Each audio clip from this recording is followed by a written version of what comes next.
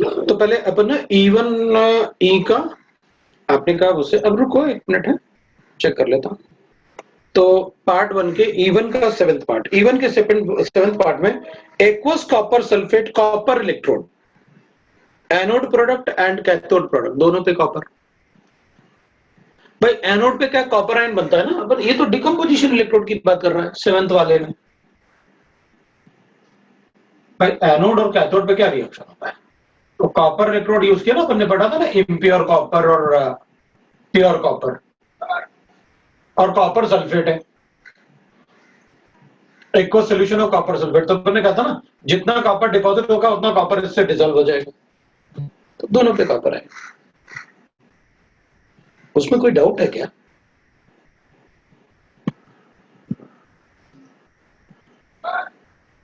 अब अपन F1 की बात करते हैं। F1 में अपन को गिवन है, कोई मैसेज आया अपने पास तो अपन एक बार देख लेते हैं। F सेक्शन में F1 F7 भी है, और अपने पास E1 का 4, ठीक है। E1 का 4 भी बता दूंगा। E1 के 4th वाले में NaNO3 विद प्लेटिनम इलेक्ट्रोड, हाँ तो सोडियम की जगह वाटर का रिएक्शन होगा SRP वैल्यू के हिसाब से, और नाइट्रेट की जगह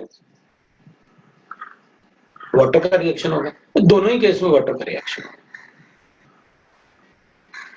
क्योंकि oxidation potential of water is more than NO3 negative. किसी भी ऑक्साइड आयन से, एनाइन से, वाटर का ऑक्सीडेशन पोटेंशियल ज्यादा होता है।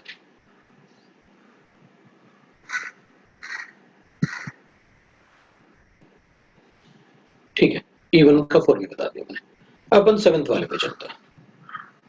हाँ F7 बताऊंगा, वेट करो एक मिनट। F6 भी पूछा है, F9 भी पूछा है, और F7 में बताऊंगा, और F3 भी है, F1 भी। मैं F1 से शुरू करता हूं। अब देखना तुम, मैं ना इसको बड़ा मतलब ऐसे कैसे बिल्कुल इजीली अपन कैसे सॉल्व करके बता सकते हैं वो देखते हैं अपन। F1, the number of electron involved in electrode deposition of 63.5 gram of copper from the solution of copper sulfate. 63.5 gram, 2 electrons है। तो copper sulphate,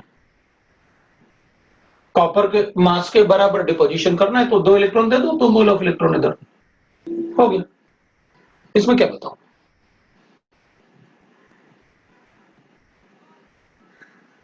number of electron involve in the 63.5 gram of copper ना, क्योंकि copper का equivalent mass कितना था तो अपन को बताना पड़ेगा ना इक्विवेलेंट मास। तो कॉपर +2 है ना, तो equivalent mass will be 63.5 divided by 2। तो इतना तो ग्राम कॉपर आएगा किससे? 1 इलेक्ट्रॉन से। तो 2 से कितना आएगा? 63.5। n फैक्टर से डिवाइड करो तो अपन को क्या मिलता है? Mass of substance obtained by exchange of 1 mole of electron is equivalent mass. ठीक है, ये तो ओरल क्वेश्चन था। F3 की बात करते हैं। A certain metal salt solution is electrolyzed in series with silver calorimeter। ठीक है, मुझे क्या फर्क पड़ेगा? सिल्वर मतलब कैलोरीमीटर की बात कर रहा है। The weight of silver and the metal deposited is given to us। ठीक है, मुझे क्या फर्क पड़ता है? जितने इलेक्ट्रोड लगाने उतने लगाओ। हर एक इलेक्ट्रोड पे जो वेट डिपॉजिट होगा that is directly proportional to the equivalent mass. ठीक है, calculate the valency of the metal, मुझे क्या फर्क पड़ेगा? आप तो कितने भी इलेक्ट्रोड लगाओ, सीरीज में लगाओ, कहीं भी लगाओ, मुझे तो ये पता है W1 upon E1 is equal to W2 upon E2।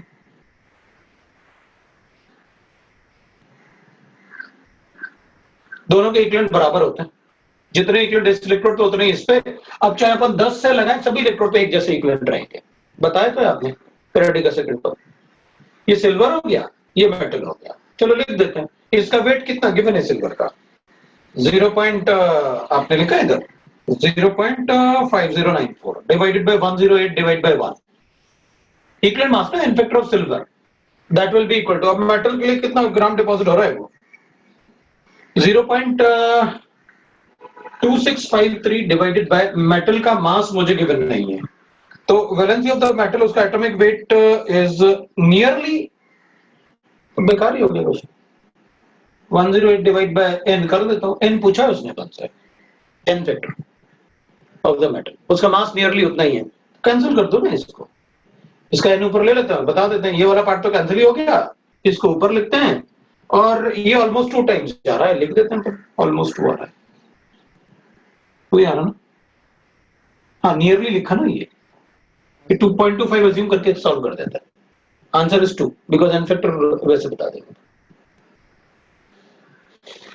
F4 भी पूछा है किसी ने। अब ये इस टाइप के क्वेश्चन पूछ रहे हैं, देखो भाई कितना सारा पढ़ने का क्या फायदा होता है, मुझे लगता है थोड़ा कम पढ़ाना चाहिए।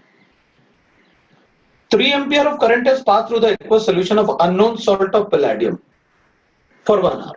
ठीक है, W by E is equal to Q by 9650 I into T। कितना एम्पियर करंट है? 3 एम्पियर। 1 आवर मतलब 60 मिनट 60 सेकंड्स, ये लो हो गया। इतने इक्विवेलेंट आपने पैलेडियम के सॉल्ट को इलेक्ट्रोलाइज किया है। चलो देखते हैं क्या पूछ रहा है। This much gram of palladium is deposited at the cathode. Find the value of N। हो गया, उसमें क्या पैलेडियम बताओ कितना ग्राम दे रखा है मुझे, 2.977 ग्राम ही ले लेता हूं ना। पैलेडियम का मास कितना होता है 106.4 डिवाइड बाय एन फैक्टर पूछा है उसने। पैलेडियम डिपॉजिट होगा तो सीधा पैलेडियम प्लस एन से ना पैलेडियम में ही तो कन्वर्ट होगा, तो उसने कितने इलेक्ट्रॉन पास किए, ये एन फैक्टर अपन को पता चल गया। हो गया question.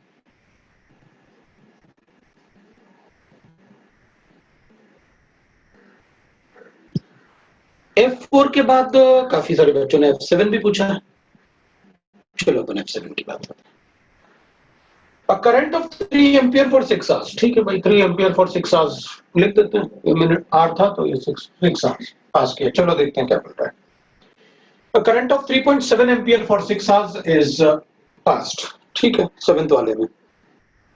Between the nickel electrode solution is given to me, what will be the molarity of the solution at the end of electrolysis। बहुत मारना चाहिए तुम लोगों को, बस सेम तो पिछले बार क्लास में डिस्कस किया था जिसमें मोलारिटी वगैरह कैलकुलेट की थी अपन ने।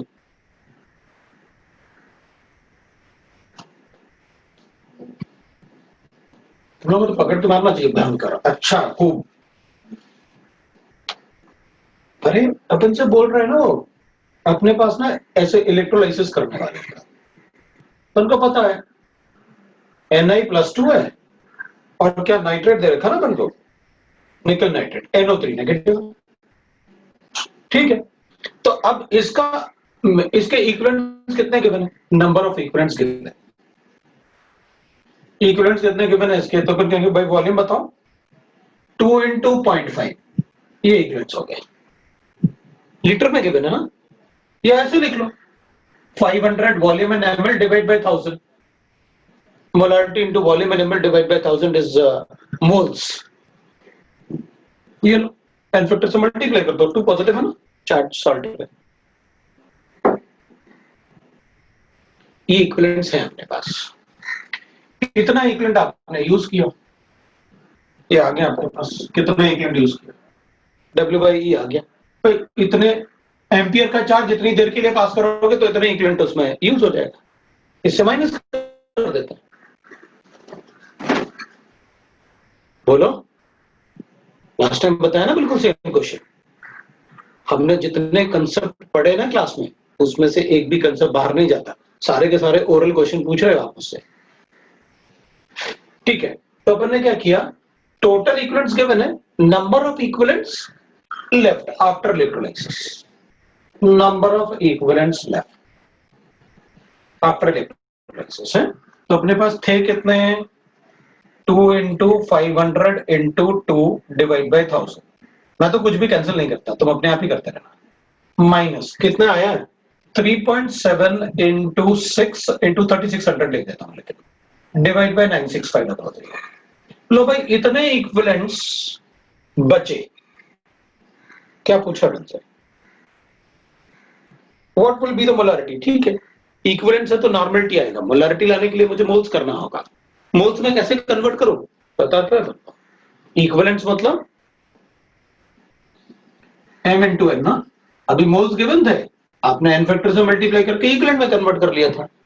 अब आपको इक्विवेलेंट गिवन है, आपको मोल्स चाहिए तो डिवाइड कर लो n फैक्टर से।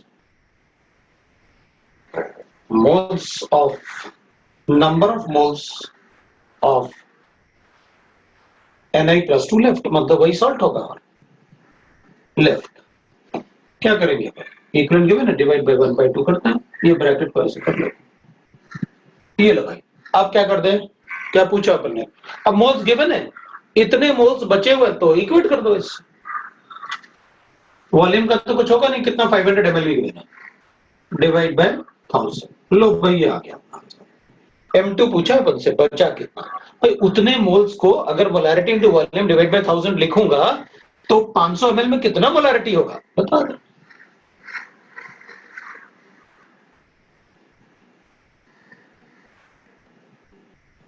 अब आप मुझे कंसेप्ट बताओ, इसमें से ऐसी कौन सी बात है जो मैंने, और सबसे बड़ी बात, मैंने निकल सल्फेट लिया था, मुझे भी नहीं पता था ये क्वेश्चन है उसमें, उतना थोड़ी याद रहता है।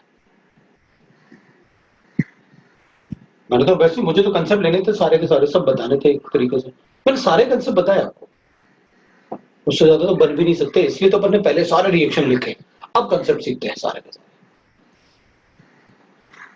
चलो अब दूसरा देखना अपन, F9 भी पूछा है आपने। F9 में गिवन है अपन को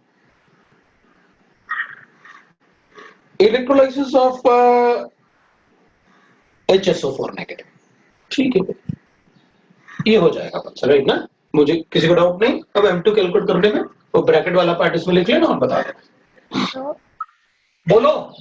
तो इससे निकल इलेक्ट्रोड भी डिकम्पोज होगा ना? इसमें Na निकल इलेक्ट्रोड भी डिकम्पोज होगा, क्या बोल रहा है ये,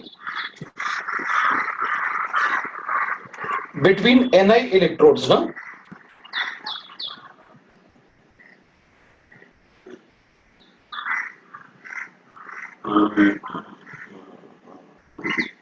मैंने प्लेटिनम इलेक्ट्रोड लेके सॉल्व कर दिया, अब एक मिनट रुकना, मैंने पूरा पढ़ा नहीं इसका मतलब, मुझे तो चेक कर लेने दो। अब मुझे Na इलेक्ट्रोड लेंगे तो मुझे चेक करना पड़ेगा, ठीक है ना। तो मैं क्या करूंगा, अब मैं ना इसमें वाटर ले लेता हूं पहले तो इसके लिए तो 1.36 वोल्ट, उससे पहले तो यही हो जाएगा, और Na के लिए होता है इसका SOP ऑफ Na, बिकॉज इसका SOP तो इट विल बी अराउंड -1.8, और SOP ऑफ Na तो SRP ऑफ Na मुझे पता है, चलो नहीं पता ऐसे लिख देता था, हमें नहीं पता, अब क्या करोगे, तो अपन कहेंगे भाई Fe2 प्लस का तो अपन को पता ही होता है -0.44, और आपने लिखवाया था SN है ना, Fe जिंक एसिड, तो इधर SN फिर तो SN के बाद Na ही आएगा, मतलब इसका जो आएगा वो ऑलमोस्ट अपन लिखेंगे रिडक्शन पोटेंशियल इसका, that will be 0.32 minus,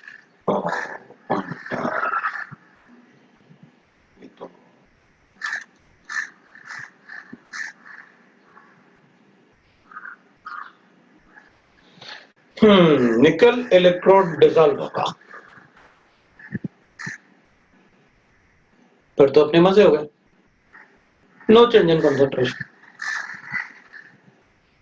what is so भाई, जितना डिपॉजिट होगा उतने ब्रेक हो जाएगा। प्लैटिनम इलेक्ट्रोड होता तो करते अपन ऐसे, जैसा प्लैटिनम इलेक्ट्रोड में फिर निकल यूज होता ना, ब्रेक नहीं होता, इसमें तो निकल इलेक्ट्रोड लिखा था, सही गलती हो गई,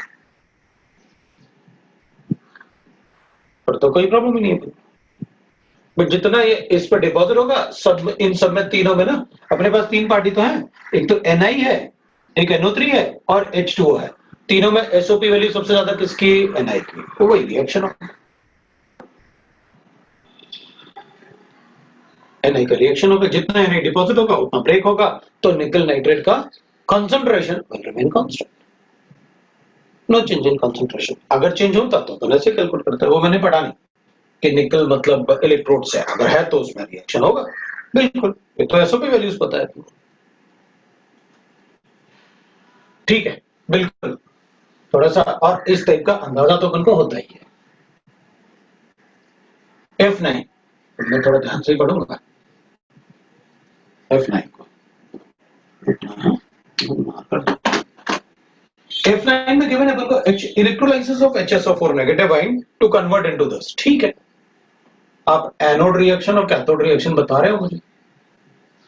कैथोड रिएक्शन ये है और एनोड रिएक्शन ये है।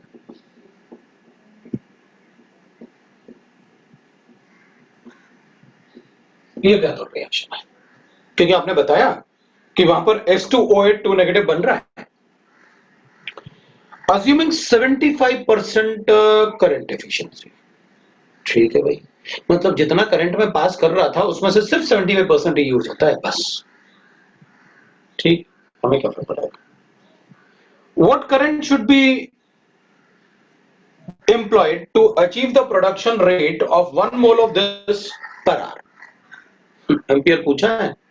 वो जो प्रोडक्शन हो रहा है 1 मोल, वो 75% वाले से हो रहा है, तो जो 25% वेस्ट हो रहा है वो कितना है, टोटल कितना पास कर रहे हैं वो पूछा है। हो गया, अपन को क्या ये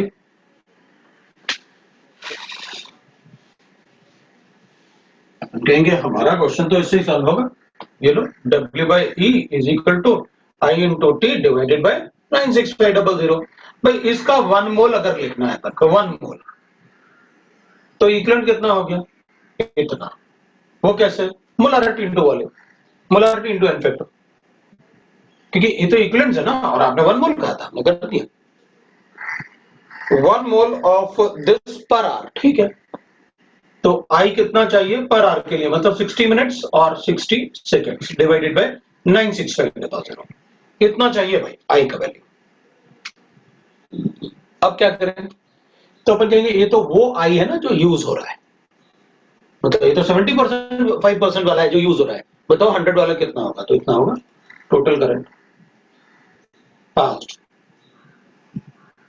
कितना लिखो, तो अपन कहेंगे भाई I will be equal to 100/75 कर दो, ये लो आ गया मेरा आंसर। इतना पास करना पड़ेगा करेक्ट, कैलकुलेट कर देता हूं, बता दो। किसी को डाउट है तो बताओ। अब अपन क्वेश्चन चेक करते हैं, कुछ और पूछा।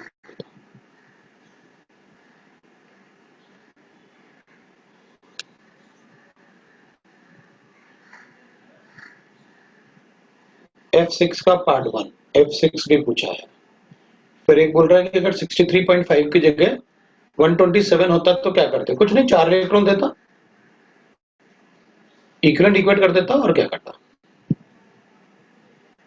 W1/E1 कर, वो शुरू वाला क्वेश्चन जो था ना, W1/E1 is equal to W2/E2।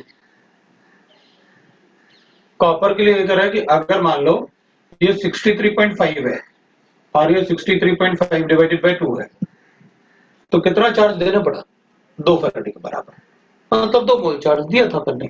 तो अगर ये 1.27 होता, 127.5 होता, तो कितना देना पड़ता है, 4 मोल, ये लो 4 फैराडे के बराबर। अब F6 भी पूछा था किसी ने, चलो देखते हैं। A certain electricity deposition this much gram of silver from silver nitrate solution. What volume of hydrogen gas?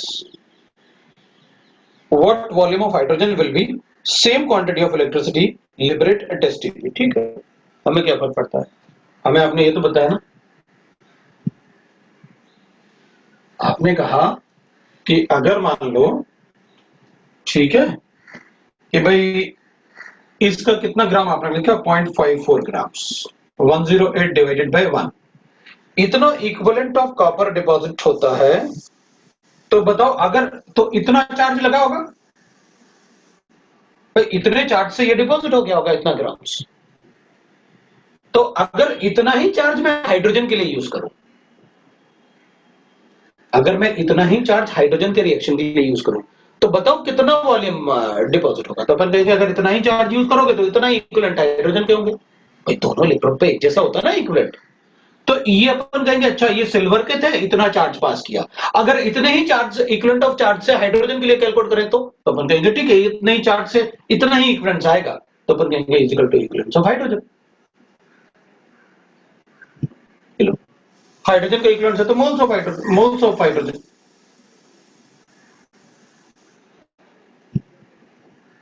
और मोल्स ऑफ हाइड्रोजन आ गया तो पहले अपन इक्विवेलेंट मास लिख लेते हैं भाई, ये इक्विवेलेंट था तो ये मोल्स हो गए, तो हाइड्रोजन का n-2 होता, तो वॉल्यूम, हाँ तो 22.4 से मल्टीप्लाई करो ना इसको, हो गया, ये लो भाई 0.54 divide 108 multiply by 1/2 multiply by 22.4, ये लो आ गया लीटर्स, बताया तो था।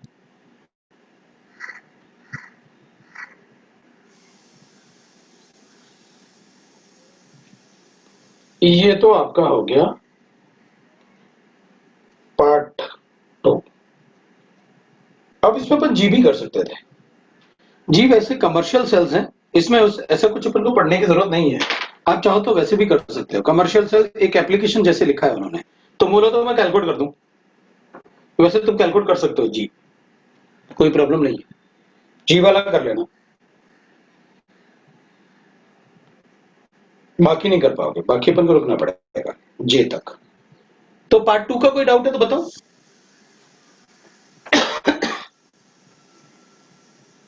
पार्ट 2 का कोई डाउट है तो बताओ।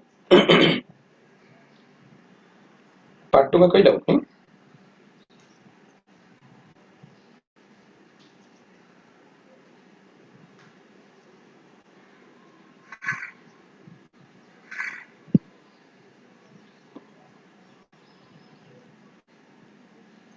पार्ट 2 का E3, ठीक है, E3 में मुझे गिवन है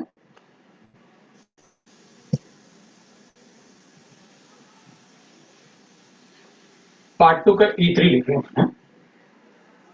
अब E3 में मुझे एक बात गिवन है, and that is the two aqueous solution AgNO3 and lithium chloride were electrolyzed using platinum electrode, the pH of the resulting solution will be, ठीक है भाई, इस वाले में AgNO3 है और इस वाले में लिथियम क्लोराइड है।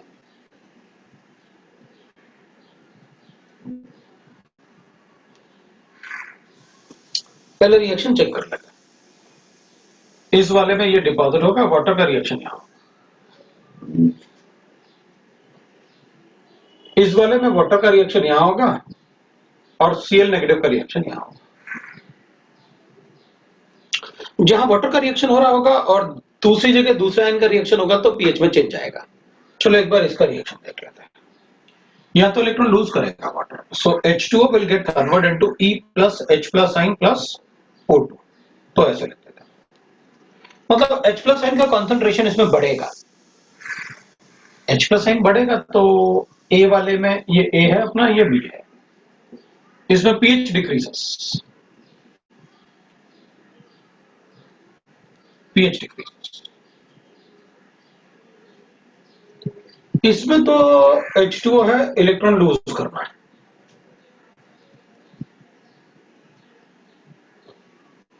नहीं गेन करेगा, इधर से तो इलेक्ट्रॉन आएगा, गेन करेगा, इलेक्ट्रॉन गेन करेगा तो क्या बनाए, इलेक्ट्रॉन बैलेंस करना है तो उस तरफ OH लिख देता हूं, इसमें OH बढ़ेगा, OH बढ़ेगा मतलब pH बढ़ेगा, मतलब बेसिक सोल्यूशन हो रहा है ना, इसलिए बोल रहा हूं मैं pH बढ़ेगा, तो इसमें pH बढ़ेगा। लो भाई, बी में pH बढ़ेगा, ए में pH कम होगा, अब बताओ।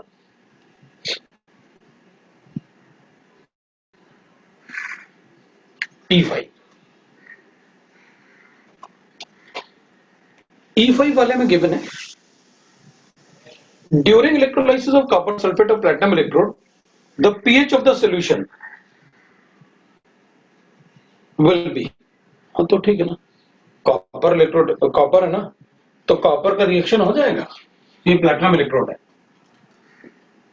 तो इधर तो कॉपर का रिएक्शन हो जाएगा, और सल्फेट की जगह अपन किसका रिएक्शन लिखेंगे, वाटर का, और वाटर का रिएक्शन लिखेंगे तो क्या होगा, H प्लस साइन बढ़ेगा, pH डिक्रीजेस,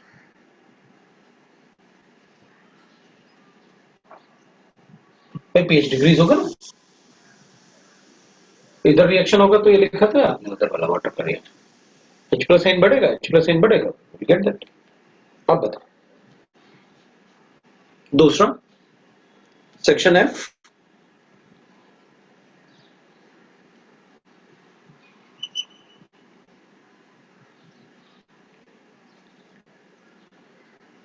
एफ में कोई डाउट नहीं, ठीक है। तो RM2 में चलते हैं और जी सेक्शन आप सॉल्व कर लोगे।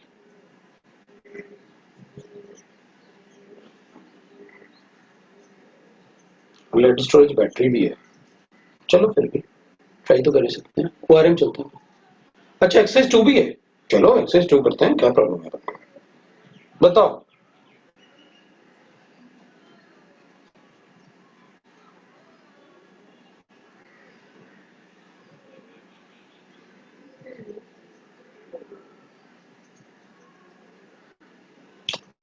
हाँ हाँ, एक्सरसाइज 2 दो बार लिखेगा तब भी मैं एक ही बार बताऊंगा, और एक बार लिखेगा तब भी एक ही बार बताऊंगा। चलो बताओ भाई, एक्सरसाइज 2 का भी कुछ क्वेश्चंस दिया था मैंने, मुझे याद है। 10 तो पक्का याद है मुझे कि 10 दिया था मैंने। अब बताओ, एक्सरसाइज 2 का क्वेश्चन मुझे अच्छे लग रहे हैं। अब बताओ कौन कौन सा बताना है मुझे। 5 6 8, अच्छा 5 6 8, और कोई बताना है। 10 भी है, 10 तो दिए थे। चलो 5 6 8 और 10, उसके आगे कुछ दिया था 7 9। अबे ऐसे थोड़ी, उसके आगे पूछ रहा हूं मैं, 10 के आगे। तो चलो उसके आगे मतलब ऐसे थोड़ी सारे तो पूछ रहे हो यार तुम लोग, गड़बड़ कर रहा हूं। चलो क्या है अब? अच्छा थोड़ा स्लो कर बताता हूँ, और देख मैंने सारे कंसेप्ट बताया हुआ है, ये बताऊंगा मैं, हाँ? अपन देखो, थोड़ा स्लो ही सॉल्व करूंगा। मुझे अब मैं ऐसे सॉल्व करता हूँ, ठीक है ना। मुझे अज्यूम करता हूँ कि मुझे सर ने जो पढ़ाया है उसके हिसाब से मैं कैसे सॉल्व करूंगा, कैसे सॉल्व करता हूँ। क्वेश्चन नंबर 5 में मुझे सर देखते हैं क्वेश्चन, और फिर बताऊंगा मैं कि सर ने क्या पढ़ाया मुझे। The electrode oxidation potential is E1, concentration मुझे गिवन है, ठीक है भाई। मैंने, अच्छा सबके पास शीट तो है, मुझे लिखने की जरूरत क्या है, जो लिखना होगा वही लिखूंगा। E1 मुझे गिवन है, an electron exchange. When the temperature in degree centigrade is double, the concentration is made half.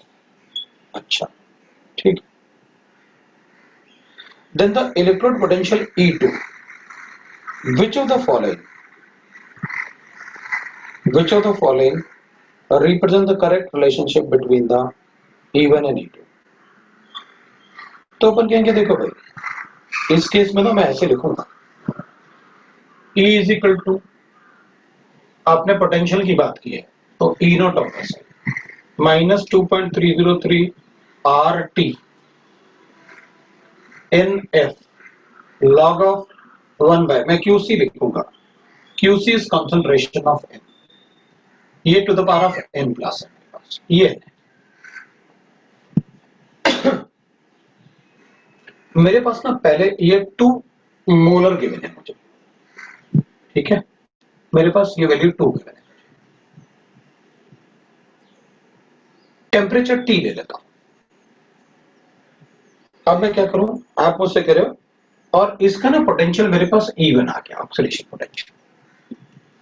तो ऑक्सीडेशन रिएक्शन ही तो गिवन है, पर ने ऑक्सीडेशन अज्यूम कर लिया। ये तो E नॉट है ना, कांस्टेंट होता है। अब आप मुझसे कह रहे हो कि अगर मैं कंसंट्रेशन को, अगर मैं टेम्परेचर को डबल करता हूं, मतलब इसको 2T कर देता हूं, and the concentration is half, मतलब इसको मैं अब 1/2 मतलब 1 कर देता हूं, तो बताओ अब क्या होगा, E2 क्या हो जाएगा। अपन कहेंगे ये तो कांस्टेंट है, y equal to mx plus C, इसको 2.303 और इसको 2T कर देते हैं, और इसको NF ही रखते हैं, और लॉग ऑफ इसको 1 कर लेते हैं। लॉग ऑफ 1 कितना हो जाएगा,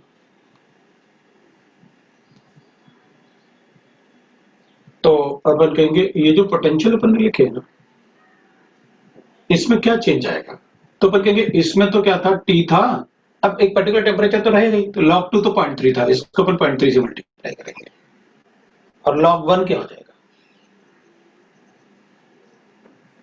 तो यहां तो कोई वैल्यू थी ना जो अपन को माइनस करनी पड़ रही थी इससे, इधर तो log 1 हो गया ना, log 1 मतलब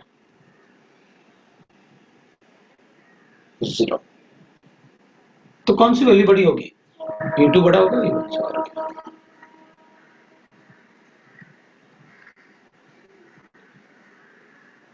ठीक है।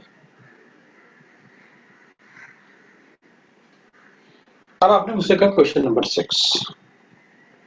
क्वेश्चन नंबर 6 को देखते हैं। A galvanic cell is composed of 2 hydrogen electrons. ठीक है भाई, अब इसकी तो जरूरत पड़ेगी अपन को, तो ऐसे लिख के रखते हैं। तो लेकिन ये वाला पार्ट तो अपन को इजी लेना पड़ेगा, मतलब हर बार थोड़ी लेना पड़ेगा। उधर टेम्परेचर की बात कर रहे थे इसलिए ले रहे थे। आपने मुझसे कहा कि मेरे पास ना हाइड्रोजन इलेक्ट्रॉन है, ले लिया मैंने। मुझे पता है ऐसे आप लिखोगे, ऐसे इधर H2 पास किया, इधर H2 पास किया, अपन को पता है P1 इसका प्रेशर, H2 इधर पास किया, P2 इसका प्रेशर, H प्लस आयन इसमें होगा, H प्लस आयन इसमें होगा, जो मर्जी चाहिए लिखो, मुझे फर्क नहीं पड़ता। ये C1 ये C2 ऐसे आपने खूब बताया मुझे।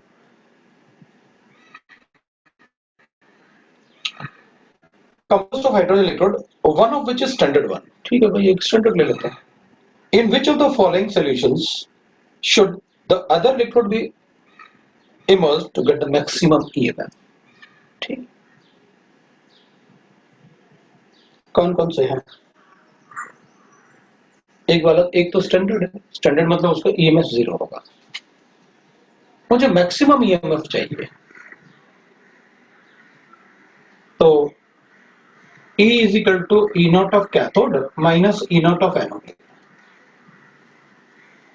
इसको कैथोड ले लेते हैं, इसको एनोड ले लेते हैं। अपन क्या करते हैं, इसमें ऐसे करते हैं, इसमें कंसंट्रेशन तो सभी में सेम,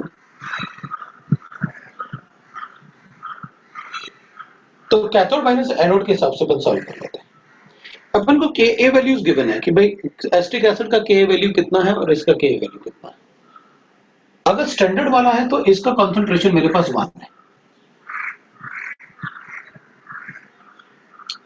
और इसका कंसंट्रेशन सपोज करते हैं स्टैंडर्ड ले लो, इसका कंसंट्रेशन 1 है, तो इसका कंसंट्रेशन मिनिमम होना चाहिए, मतलब इसको बस एसिटिक एसिड ले लेते हैं, तो मेरे पास ईएमएफ मैक्सिमम आएगा।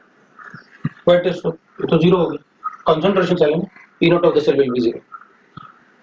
तो E cell क्या आता है, E cell अपने पास आएगा, पहले मैं थोड़ा रिएक्शन भी लिख लेता हूं ताकि अपन, वैसे तो अपन को पता है कि अगर आप मेटल मेटल इलेक्ट्रोड लिखते तो मैं C2/C1 कर लेता, अभी मुझे C1/C2 करना है, या C2/C1 तो अभी भी करना है, लेकिन मैं प्रेशर के टर्म में P1/P2 लेते हैं। तो मैंने क्या कर रहा हूं, E अगर मुझे मैक्सिमम चाहिए E cell, तो मुझे 0.0591 upon n into log of C1/C2 चाहिए, C2/C1 चाहिए, ये मेरा कंसंट्रेशन। तो C2 को तो मैं 1 मोलर ले लेता हूं, तो 0.1 में एसिटिक एसिड ले लेता हूं। अब अपन कहेंगे सर थोड़ा एक्सप्लेन भी करते हैं, तो मैं पता क्या कहूंगा, मैं कहूँ सर ने बताया तो साफ साफ, तो इस पे ऑक्सीडेशन कर दें। अब स्टैंडर्ड है तो अपन कहेंगे एक में स्टैंडर्ड, एक में प्रेशर आपने दे नहीं रखा, कंसंट्रेशन दे रखा है, तो ये तो 1 ही रहेगा स्टैंडर्ड प्रेशर, ये 1 है, तो इसको ना मैं 1/2 कर लेता, और ये एनोड है मेरा, और ये C1 है, और उधर अपन क्या लिखेंगे, तो उधर आप लिखोगे कैथोड है, एक इलेक्ट्रॉन देते हैं और H2 में कन्वर्ट कर देते हैं, ये कैथोड है। तो मेरे पास जो QC आएगा, ये C2 अपना है कैथोड वाला, तो जो मेरे पास QC आएगा ना, QC will be equal to what, that will be anode upon cathode, H plus ion of anode upon cathode, ये आएगा।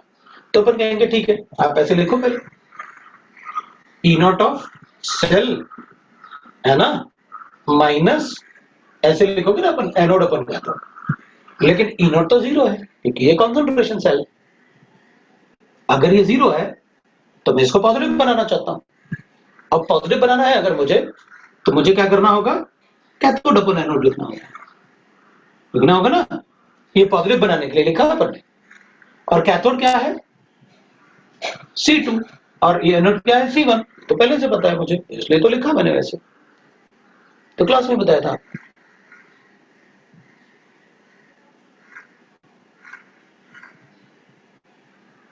ठीक है, मैं इसको 1 मोलर लेता हूं क्योंकि स्टैंडर्ड में 1 मोलर होता है, बाकी सारे कंसंट्रेशन 0.1 में गिवन थे, तो इसको 1 मोलर लेते हैं और इसको मिनिमम रखते हैं। बताओ कौन सा मिनिमम देगा अपन को H प्लस आयन, जो वीकेस्ट एसिड होगा, क्योंकि कंसंट्रेशन तो सेम है सभी, वीकेस्ट एसिड कौन सा है इसमें? Acetic acid. हो गया अपना आंसर।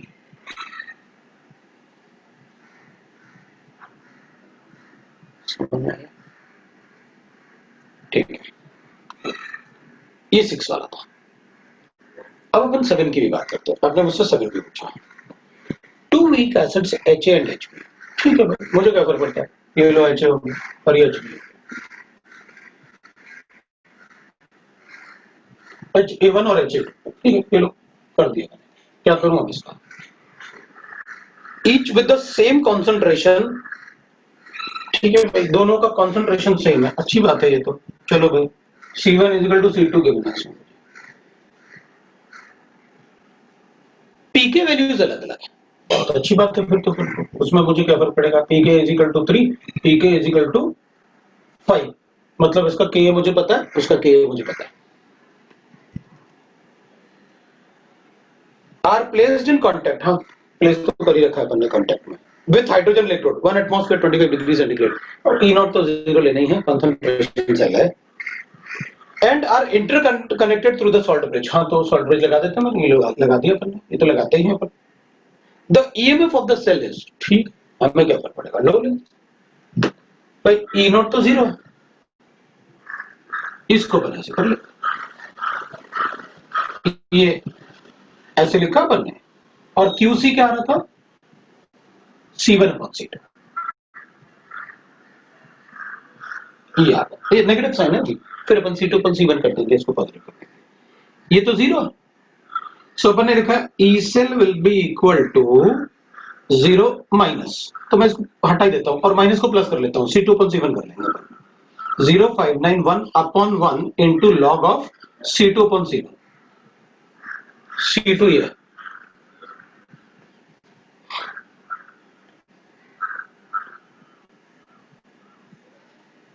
ठीक है। अब अपन को पता है भाई, इसमें H प्लस साइन कितना होगा? ये कॉन्सेंट्रेशन अपन H प्लस साइन तो है at the cathode divided by concentration of H plus sign at the anode, तो कॉन्सेंट्रेशन इसमें कितना होगा? तो अपन लिखेंगे भाई under root of K into C, और इसमें H प्लस साइन कितना होगा? तो अपन कहेंगे भाई under root of K into H plus sign will be equal to under root of K into C।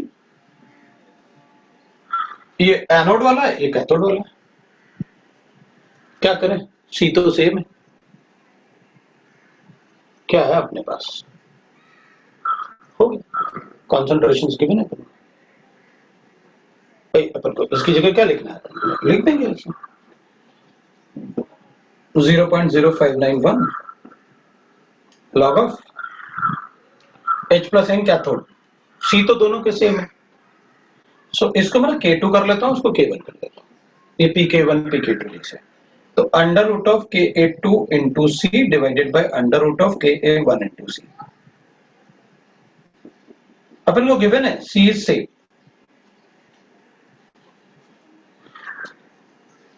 वैसे और भी अच्छा होता अपन माइनस लॉग ही रखते हैं, और minus log of K is PK इस टाइप से इनका पता, और उसमें भी अपन को कोई प्रॉब्लम नहीं।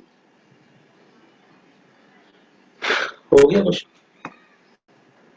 बता, बोला था तो क्लास में, मेरी मर्जी मैं तो यहाँ बफर रखूंगा, मेरी मर्जी मैं तो वीक एसिड रखूंगा, कुछ भी रखूंगा, मैं क्या फर्क पड़ता है। 8th की बात कर रहे हैं क्या है ना? अब 8th वाले क्वेश्चन में देखते हैं, मैं पहले इसको हटा दूं, इस वाले को हटा दूं, किसी को डाउट तो है नहीं, है ना? मतलब सीधी सीधी बात है यार, बड़ा थोड़ा सा आपने मतलब वो यूज कर लेते हो, आप क्या आयनिक इक्विलिब्रियम यूज कर लेते हो फॉर द कैलकुलेशंस, ठीक है।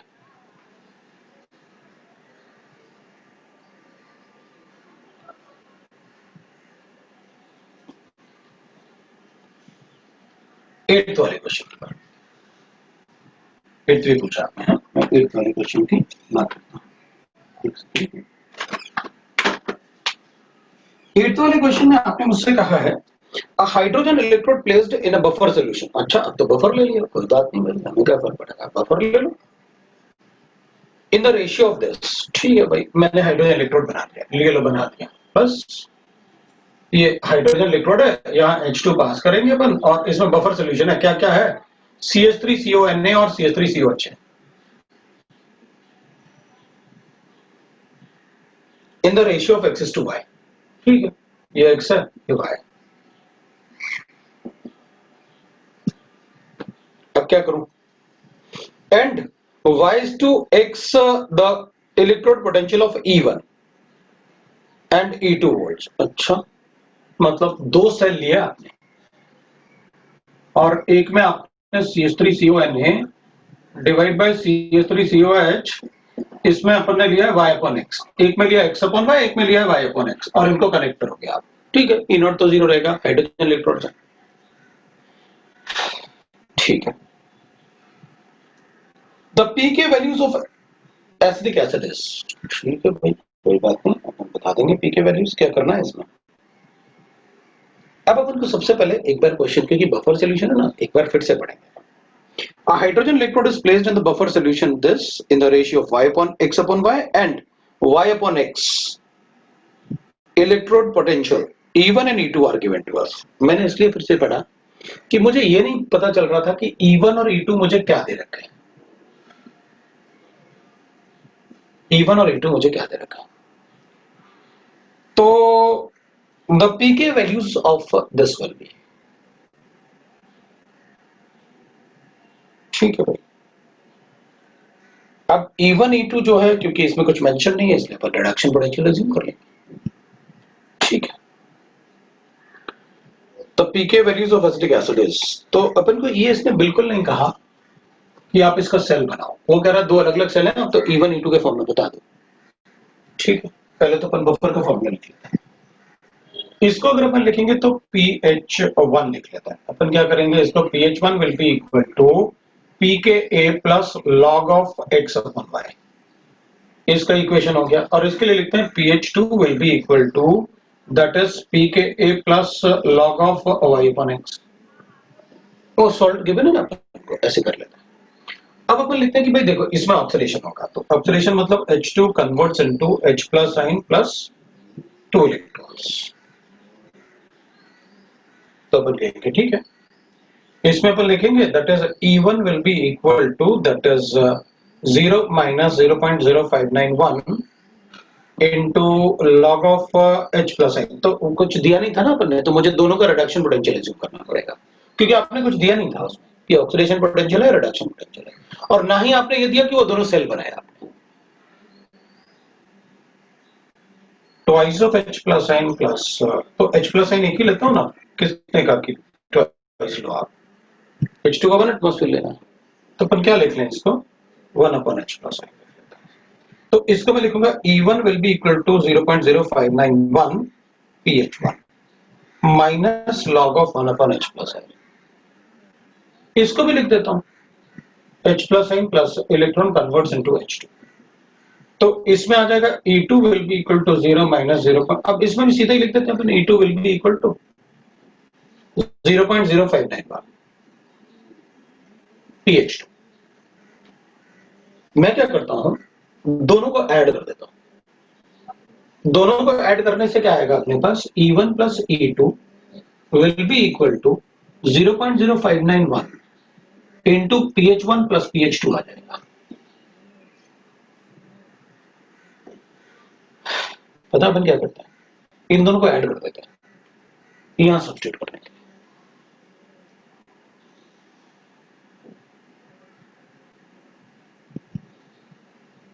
अच्छा, ऑक्सीडेशन पोटेंशियल मेंशन है तुम्हारे शीट में, एक मिनट रुक जाओ। A hydrogen electrode placed in the buffer solution of this pK values or in the ratio of x is to y, y is to x has electrode potential values of E1 and E2 respectively। तो कोई बोल रहा है कि sir हमारे sheet में E1 E2 oxidation potential दे रखा है हमारे शीट में। अच्छा, दिया है या मेरे इसमें नहीं दिया, ऐसे कैसे हो सकता है? फिर से पढ़ता हूं, ऐसा तो नहीं कोई वर्ड मिस किया मैंने। Hydrogen electrode placed in a buffer solution of CH3CONA and CH3COH in the ratio of x is to y and y is to X has electrode potential value E1 and E2. ठीक है, तो भाई अब बच्चे कह रहे कुछ लोग बोल रहे हैं कि ऑक्सीडेशन पोटेंशियल दिया है, ठीक है, तो अगर ऑक्सीडेशन पोटेंशियल दिया है तो अपन ऐसे कर लेंगे भाई, half H2 converts into H plus n plus electron, ये लो भाई हो गया बस। तो अपन ने माइनस साइन क्यों हटाया था? हाँ तो H प्लस n आ गया ना अपने पास, फिर तो और भी इजी हो गया अपने लिए, क्योंकि पहले अपन को माइनस साइन लेके चलना पड़ रहा था, अब तो वो भी नहीं लेके चलना पड़ेगा। कहाँ गया? इसको भी ऑक्सीडेशन पोटेंशियल, ये लो भाई, पहले अपन को माइनस साइन लेके चलना पड़ रहा था ना, क्योंकि अपन माइनस ये log of 1 upon H plus sign लेके चल रहे थे ना, तो ये आ रहा था अपने पास, तो ये आता अपने पास, कोई बात नहीं, अब नहीं आएगा अपने पास। तो अब ऑक्सीडेशन पोटेंशियल लिखोगे तो H प्लस साइन तो इधर आ गया, और इधर आएगा तो अपने पास ये आ गया, ये आ गया। अब मेरे ख्याल से मुझे कुछ सॉल्व करने की जरूरत नहीं, इसके आगे सॉल्व करने की जरूरत है? इन दोनों को ऐड करोगे तो क्या आएगा आपके पास? X by X upon Y, Y upon X तो कैंसिल होने वाला है, तो मैं लिखूंगा E1 plus E2 will be equal to 0.0591। क्या आएगा अपने पास? ट्वाइस ऑफ पीके, ये लो भाई आ गया पीके। E1 upon E2 into this 0.6 into 2 कितना आएगा?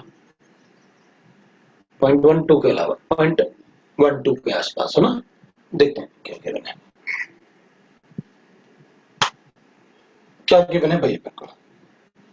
0.18118 ना, हाँ तो सभी में 0.118 गिवन है, हाँ तो इसका मल्टीप्लिकेशन जो 0.118 आएगा, हमें बस चेक करना है E1 प्लस E2, मतलब ऑप्शन ए हो गया अपना, pK will be equal to option A. अगर अपन इसको रिडक्शन पोटेंशियल अज्यूम करते हैं तो फिर अपना आंसर नेगेटिव में आता, फिर अपन को E1 प्लस E2 ये माइनस होता है, माइनस होता तो माइनस में आता अपना आंसर, मतलब फिर अपना आंसर आता सी। अभी अगर ऑक्सीडेशन पोटेंशियल गिवन है तो अपना आंसर है ए, हो गया।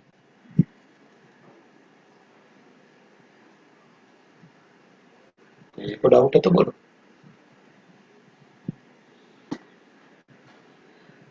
नेक्स्ट आपने मुझसे पूछा है, नाइन्थ वाला भी पूछा, कोई बात नहीं, चलो नाइन्थ वाला बताऊंगा, मुझे क्या फर्क पड़ेगा, चलो भाई नाइन्थ वाला। बट सारे क्वेश्चंस मतलब बड़े इजी थे यार, मतलब जो भी तुम लोग पूछ रहे हो। चलो नाइन्थ वाले की बात करते हैं। तो पहले पता एक मुझे गिवन है एजी, AgBr और डिविडेंड Br नेगेटिव आयन, इसको तो अपन कहते हैं मेटल इनसॉल्युबल सॉल्ट इलेक्ट्रोड।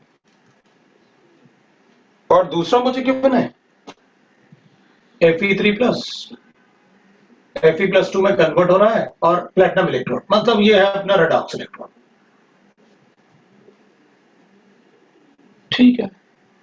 इसका सेल रिएक्शन लिख लेता हूं, इसका सेल रिएक्शन होगा सिल्वर गोइंग इनटू सिल्वर है, प्लस बाद में AgN जो होगा वो Br नेगेटिव से रिएक्ट करके AgBr बना देगा, मतलब सेल रिएक्शन ये हो गया अपने पास Ag plus Br negative ion convert into AgBr plus 1 electron, ये अपना एनोड रिएक्शन ये। और कैथोड रिएक्शन अपने पास हो गया Fe3 plus plus electron gate convert into Fe, ये अपना कैथोड रिएक्शन है। तो अपन कहेंगे भाई हमारे पास सेल रिएक्शन ये आ गया, सेल रिएक्शन क्या होगा Ag plus Br minus sign plus Fe3 plus sign gives you AgBr plus Fe2 plus, ये लो भाई मेरा। अब ये तो सॉलिड है, ये भी सॉलिड है, तो अपने पास आइंस तो दिख ही रहे हैं क्या है, और कंसंट्रेशन गिवन है, QC अपन लिख सकते हैं। अब देखता हूं पूछता क्या है, क्योंकि मतलब अगर सेल गिवन है तो फिर बचा क्या उसको लिखने के लिए, कुछ बचता ही नहीं। The standard reduction potential of the half cell, मतलब अपन को इसका रिडक्शन पोटेंशियल गिवन है, अच्छी बात है, अपन को चाहिए ये कैथोड माइनस एनोड अगर गिवन है तो, और दूसरे का भी गिवन है अपन को, ठीक है।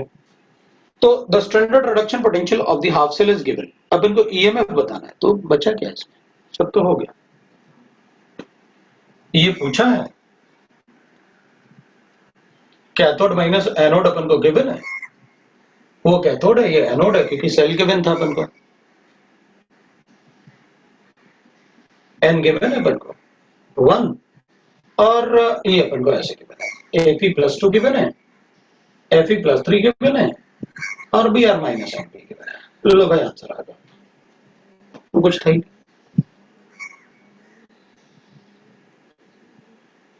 अब 10th वाले की बात करते हैं, ये तो हो जाएगा ना अपना, इनका वैल्यू 1 है। 10th वाले में गिवन है, when the sample of copper with zinc impurity is to be purified by electrolysis, the appropriate electrode, है ना, sample of copper with zinc purified by electrolysis, ठीक है, the appropriate electrode, pure zinc as cathode and pure copper as anode। भाई copper को तो pure ही रखेंगे, क्योंकि copper अपन को क्या मिलेगा, अगर इलेक्ट्रोड में प्योर कॉपर रखा ना अपन ने तो बड़ा अच्छा होगा अपने लिए। कॉपर इलेक्ट्रोड है तो कॉपर प्लस आइन सीधा डिपॉजिट हो जाएगा, जिंक आइन तो डिपॉजिट होगा नहीं, क्योंकि इसका एसआरपी वैल्यू ज्यादा होगा, तो अपन क्या तो माइनस एनोड रखेंगे ना।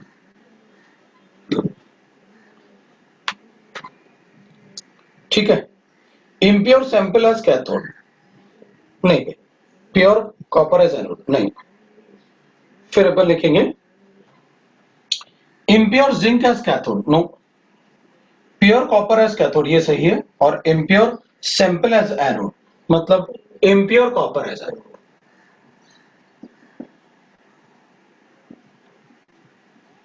ये रखेंगे भाई, ये तो मतलब सीधा सीधा क्लास में किया हुआ क्वेश्चन पूछ लिया, कुछ था ही नहीं।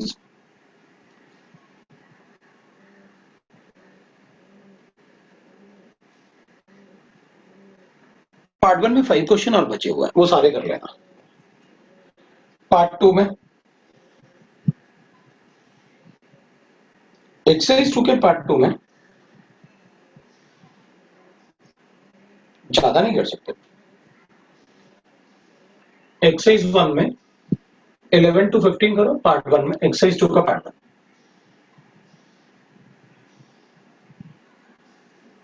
पार्ट 2 में 1 to 3 ही कर पाएंगे, क्योंकि उसमें फिर आगे वाले पार्ट से ज्यादा गिवन है।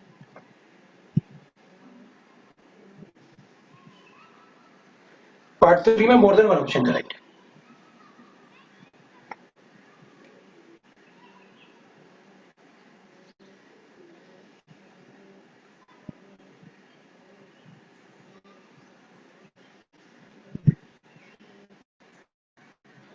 One two 7।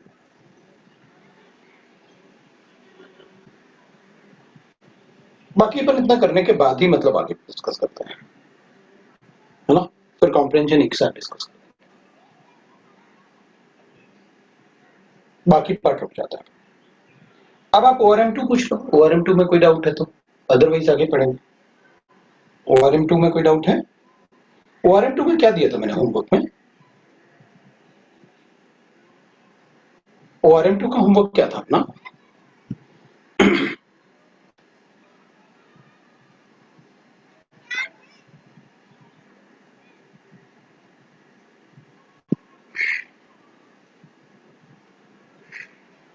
ORM2 का होमवर्क था आज? हाँ सर, आज तो इलेक्ट्रोकेम का ही डिस्कशन था ना, तो हो गया। इलेक्ट्रोकेम का डिस्कशन आज था तो बस खत्म, क्लास इज ओवर।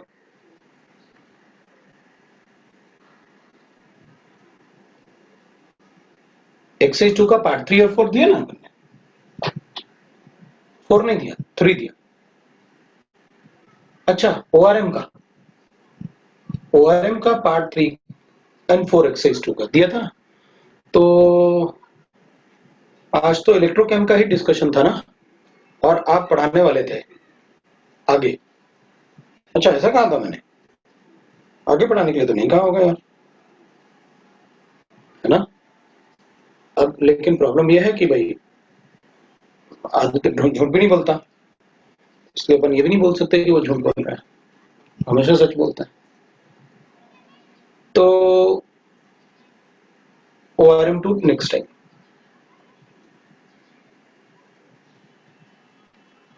मिक्सिंग कर लेंगे, या अभी करना है बताओ, तुम लोग जैसे कहोगे, मुझे कोई प्रॉब्लम नहीं, मुझे तो भाई पढ़ाना ही है और डाउट डिस्कस करना, मुझे तो दोनों ही काम करने हैं। क्या करना है?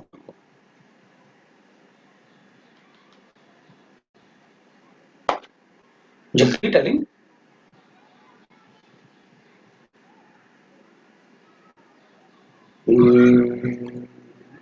अब ये कह रहा है कि आप ना डिस्कस कर दो आर्यन से नाम, बोल रहा है डिस्कस कर दो, मैंने नाम भी ले दिया ताकि अपन इसको ना, कहाँ है अपने पास ORM2, एक सेकंड में शीट निकाल दो ORM2 का, ORM1, चलो भाई ORM2 का डिस्कशन करते हैं। मिल गया, क्या दिया था मैंने, ORM2 का 3 और 4 ना, पार्ट 3, एक्सरसाइज 2 का पार्ट 3 एंड 4 था पहले तो। चलो भाई एक्सरसाइज 2 का पार्ट 3 एंड 4, एक्सरसाइज 2 का पार्ट 3 एंड 4, एक्सरसाइज 2 के पार्ट 3 में कोई डाउट है तो बताओ। एक्सरसाइज 2 के पार्ट 3 में कोई डाउट है तो बोलो।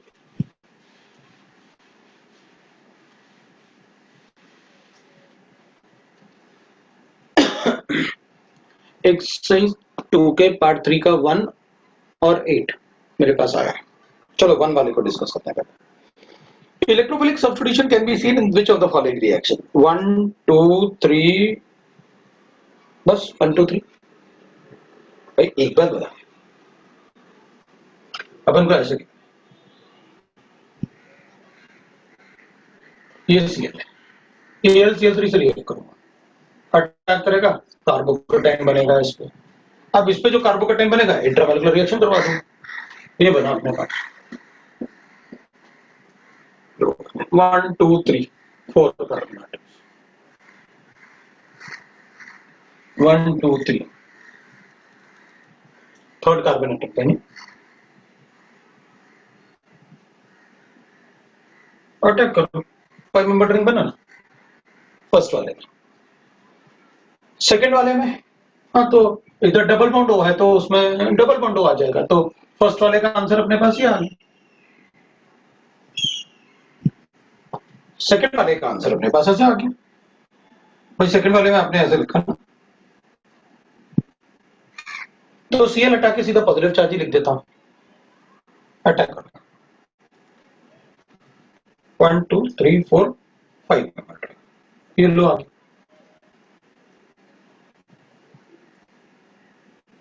ये तो बेंजीन रिंग है,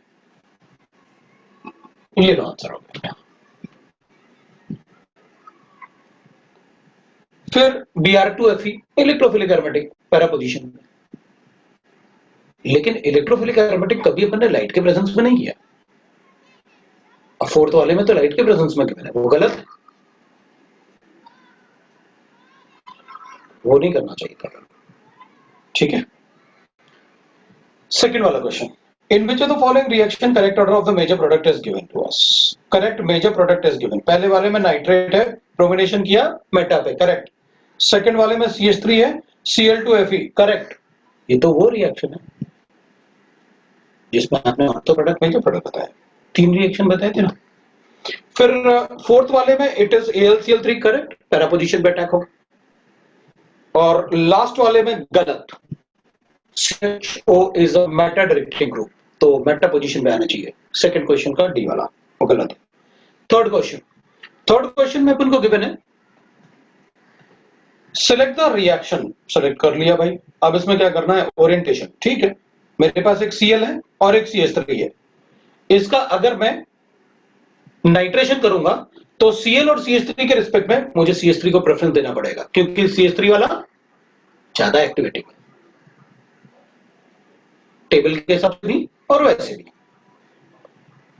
दूसरा बी वाला Br2Fe, मेरे पास CH3 है और मेरे पास NHCO CH3 है, ज्यादा एक्टिवेटिंग कौन है, जो ज्यादा एक्टिवेटिंग होगा वो उसके हिसाब से मैं प्रोडक्ट बनाऊंगा। बी वाला गलत है, क्योंकि दूसरा वाला बनना चाहिए मेजर प्रोडक्ट। जब दो एक्टिवेटिंग होते हैं तो जो ज्यादा एक्टिवेटिंग होता है उसके हिसाब से लिखते हैं बन प्रोडक्ट। सी वाला Br2Fe OH के रिस्पेक्ट में लिखो उसका पैरा पोजीशन। सो अपन क्या करेंगे, OH का पैरा पोजीशन लिखा ना आपने, ठीक है, करेक्ट। डी वाला नाइट्रेशन करना है, तो जिस रिंग में NO2 है उस पर नहीं करूंगा, क्योंकि वो रिंग ज्यादा इलेक्ट्रॉन डेफिशिएंट है। दूसरे वाले रिंग में करूंगा, राइट हैंड साइड वाले में, और वो भी पैरा पोजीशन पे। So answer is wrong. अपन को पैरा पोजीशन पे देना चाहिए था। नाइट्रेशन किया ना, मोनो नाइट्रेशन। हाँ, तो जिस रिंग में NO2 नहीं है उसमें करेंगे, वो भी पैरा पोजीशन पे, तो गलत है। Question number 4, Friedel-craft acylation is simply observed in, किसमें फ्रेडल-क्राफ्ट रिएक्शन होगा? जिसमें ऑर्थो एंड पैराडाइलेक्ट्रिक ग्रुप होंगे उन सब में होगा। पहला वाला नहीं होगा, दूसरा वाला हो जाएगा, थर्ड वाला नहीं होगा, NH2 ग्रुप है, फोर्थ वाला हो जाएगा, फिफ्थ, चार ही तो थे बस। हाँ, अच्छा ऑप्शन ही तो होना चाहिए, ठीक है। अब इसमें NBS बेंजाइलिक रिएक्शन हो जाएगा। फिफ्थ वाले में बेंजाइलिक रिएक्शन है ना, it is not electrophilic aromatic substitution, it is benzylic substitution. जैसे क्वेश्चन नंबर 1 में था ना, अपन ने पढ़ा था ना, क्वेश्चन नंबर 1 में फोर्थ वाले को आंसर इसलिए तो नहीं बताया था कि लाइट के प्रेजेंस में कब किया अपन ने इलेक्ट्रोफिलिक एरोमेटिक। लाइट के प्रेजेंस में, जैसे क्वेश्चन नंबर 1 ये वाला जो एक्सप्लेन कर रहा था ना, इसमें लास्ट वाला डी वाला ऐसे था, आपने डी वाला ऐसे लिखा, भाई डी वाले में तो Br2 और वो भी लाइट के प्रेजेंस में है, भाई इसमें तो बेंजाइलिक सब्स्टिट्यूशन होगा, इलेक्ट्रोफिलिक एरोमेटिक थोड़ी होगा। तो NBS में क्या होता है, ये तो एल्हाइलिक और बेंजाइलिक के बहुत मतलब पर्टिकुलर प्रोडक्ट है, कंपाउंड है, जिससे हम स्पेसिफिक कंपाउंड है जिससे हम इलेक्ट्रोफिलिक एरोमेटिक नहीं करते हैं, बेंजाइलिक और एल्हाइलिक substitution.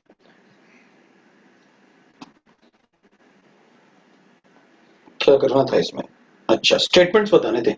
Which of the following statement is correct? अगर इसका ब्रोमिनेशन करूंगा ना इधर लाइट के प्रेजेंस में, विच इज करेक्ट, वो NBS में भी वही होगा, इसमें भी वही होगा, तो अपन NBS लिख देते हैं और NBS इधर ऐसे कर देते हैं, इधर एक Br बनेगा और दो CH3 लेंगे, ये प्रोडक्ट है, ये प्रोडक्ट है। Which of the following reaction intermediate is carbocation? No, no, it is a radical reaction. Reaction intermediate is radical. Product is a mixture of enantiomers. अच्छा, enantiomers का मिक्सचर बनेगा, इसमें कोई C2H5 है क्या? नहीं, एक CH3 था, आपने ऐसे नहीं ऐसे है, तो फिर हो जाएगा। क्यों? enantiomer बनेगा ना, कायरल सेंटर बन रहा ना, तो रेसमिक मिक्सचर बनेगा ना ये। That's correct. Reaction intermediate is stabilized by plus I plus H hyper conjugation and resonance. That's correct. भाई बेंजीन का रेजोनेंस होगा जब इधर रेडिकल बनाएंगे और उससे हाइपर कॉन्जुगेशन होगा। डी वाला Br2 at high temperature will also give the same product. Yes. अपन ने तो Br2 भी लिखा और वो डी वाला तो यही लिख दिया, Br2 at 127 degree centigrade, radical mechanism. अब अपन क्वेश्चन नंबर 6 की बात करते हैं। 6 वाले में आप ऐसे लिख रहे हो,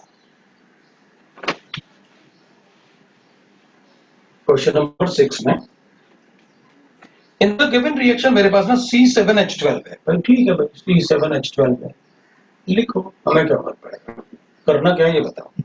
इसमें HCl का एडिशन कर रहे हैं और ये बन रहा है, HCl का एडिशन कर रहे हैं और ये बन रहा है।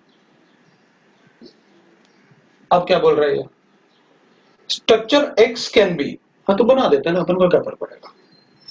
अपन कहेंगे इसमें DU बता दो, 7 2 जा 14 + 2 16, 2 DU होने चाहिए, तो HCl का एडिशन से रिंग थोड़ी बनेगा, तो रिंग का एक DU हो गया, एक और डबल बॉन्ड लिख लेते हैं, तो अपन कहेंगे भाई ऐसे CH3 लिख देता हूं, ये भी बना सकता हूं, ये भी बना सकता हूं। अब इधर भी लिख के ऐसे बना के अपन बेवकूफ तो नहीं बनेंगे भाई, इधर लिखो या इधर लिखो डबल बॉन्ड, एक ही बात है, और क्या कर सकता है अपन कहेंगे ऐसे ही बना दो, इधर पॉजिटिव चार्ज लिख के उधर रीअरेंज कर दूंगा, और क्या बना लिया फिर, और कोई पॉसिबिलिटी है? एक तो ये हो जाएगा, एक ये हो जाएगा, एक ये हो जाएगा, और कोई पॉसिबिलिटी? आप अपन कहेंगे ऑप्शन भी देख लेते हैं, क्योंकि अगर मुझसे पॉसिबिलिटी पूछोगे तो मैं तो और बना दूंगा। ऑप्शन देख लेते हैं क्या पूछ रहे हो आप। ऑर्गेनिक केमिस्ट्री में यही तो फायदा होता है कि ठीक है एक बार ऑप्शन भी देख लेते हैं, उसके हिसाब से देख लूंगा, मेरा डायरेक्शन मिल जाएगा मुझे मुझे क्या करना। अच्छा 5 मेंबर रिंग भी बनाया, मतलब रिंग एक्सपेंशन की बात कर सकता हूँ, हो गया। पहले वाले में मुझे आपने ऐसे दे रखा है, ठीक है भाई, H प्लस आइन अटैक किया बन गया, रिंग एक्सपेंशन किया बन गया, रिंग एक्सपेंशन के बाद ये 6 मेंबर्ड हो गया, इधर से ऐसे कर दिया, 6 मेंबर्ड रिंग बनाया मैंने, इधर CH3 इधर पॉजिटिव चार्ज, माइग्रेशन करूंगा, क्यों ये 2 डिग्री या 3 डिग्री बनाऊंगा ना, तो क्लास में किया हुआ क्वेश्चन। अब इस पे Cl ऐड करूंगा, बन रहा है, ए ऑप्शन भी होगा, ए होगा, बाकी तो आपने बना ही रखे हैं मेरे ख्याल से।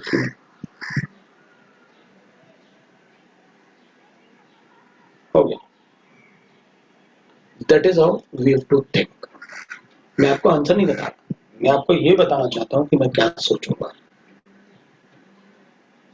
ऑर्गेनिक केमिस्ट्री के क्वेश्चन सॉल्व करने का तरीका होगा, it is just like the solving the puzzle, but एक पजल सॉल्व करना है, तो कैसे सॉल्व करेंगे वो देखना होता है। 7th वाला किसी ने पूछा क्या? 7th वाला आई थिंक किसी ने 7th वाला नहीं पूछा, कुछ बेकार है क्या?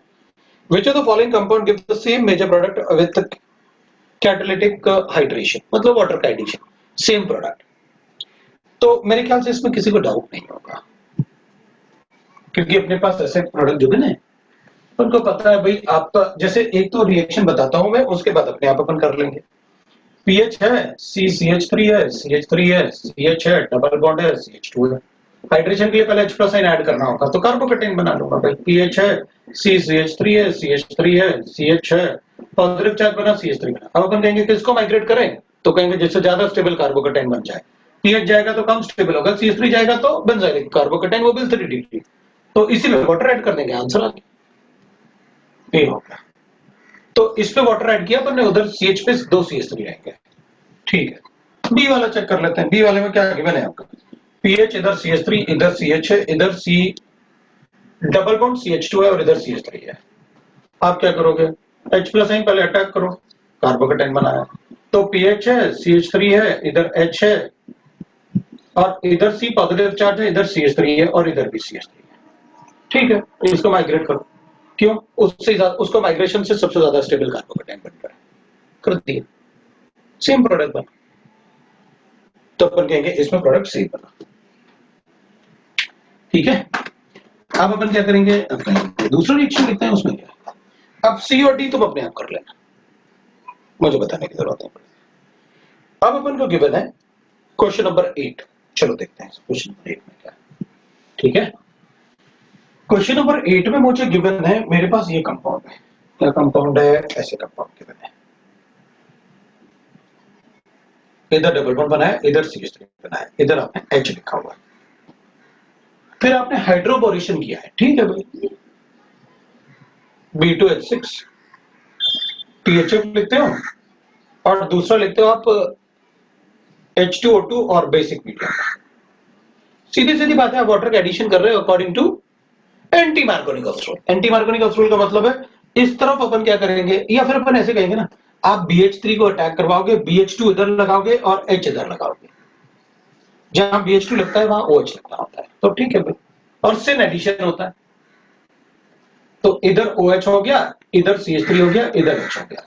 मतलब अब आप पूछोगे तो ऐसे बना भी दूंगा, क्योंकि मुझे पता है इसमें सिन एडिशन होता है।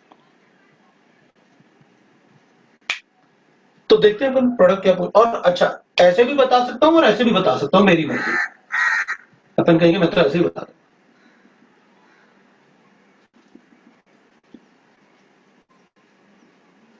ये भी बता सकता हूं। सिन एडिशन है, मुझे H और OH जो ऐड करने वाला हूं वो एक ही तरफ दिखने चाहिए, ठीक।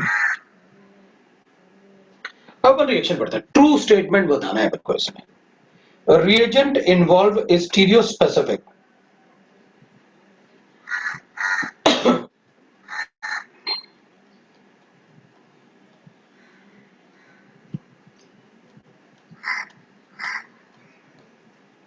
सिन एडिशन ऑफ द रिएक्शन। पता मैं क्या सोच रहा था कि ये स्टीरियो स्पेसिफिक वर्ड अभी बताना चाहिए या थोड़ा और वेट करें, वेट करेंगे, उसमें थोड़े और रिएक्शन आने दो, ठीक है ना, क्योंकि stereospecific, stereoselective, regiospecific और रिगियो सिलेक्टिव चारों वर्ड एक साथ बताऊंगा ताकि आपको, अभी मैं ऐसे बता देता हूं। स्टीरियो मतलब स्टीरियो केमिस्ट्री होगी, स्पेसिफिक मतलब ऐसे ही होगा, तो इसमें आपने बताया तो मार्कोनिकॉफ रूल के हिसाब से एडिशन होगा। आप कुछ भी कंपाउंड लिखो, मैं सिन एडिशन ही करूंगा अकॉर्डिंग टू मार्कोनिकॉफ रूल, अगर ये गिवन है एल्कीन है तो मैं स्पेसिफिक रिएक्शन ही करूंगा। That is stereo specific. मैं थोड़ा आइडिया तो दे देता हूं, बाद में फिर कंपैरिजन करेंगे ना। देख, पहली बात तो ये कि जब आप स्टीरियो स्पेसिफिक लिखोगे ना, तो और एक होता है स्टीरियो सिलेक्टिव। अब सिलेक्टिव वर्ड जो होता है ना, वो विथ रिस्पेक्ट टू प्रोडक्ट होता है। मतलब विथ रिस्पेक्ट टू प्रोडक्ट का मतलब है कि ऐसे रिएक्शन में जिसमें एक से ज्यादा प्रोडक्ट बनेगा, एक मेजर प्रोडक्ट होगा, उनको कहते हैं अपन सेलेक्टिव रिएक्शन। भाई हम मार्केट गए, हमें एक शर्ट खरीदनी है, क्या करेंगे, बस 4-5 शर्ट देखेंगे, एक खरीदेंगे। सिलेक्टिव थे ना, हमें सिलेक्टिव एक सिलेक्ट करना था। स्पेसिफिक का मतलब है कि भाई हमको, मतलब उससे दुकान वाले से बोलो भाई हमें यही चाहिए है तो बताओ, नहीं तो रहने दो, हमें ये चाहिए, हम सिलेक्टिव, हम स्पेसिफिक है, हमें यही चाहिए। तो इसका मतलब रिएक्टेंट के रिस्पेक्ट में स्पेसिफिक ज्यादा होता है, तो विद रिस्पेक्ट टू रिएक्टेंट होगा।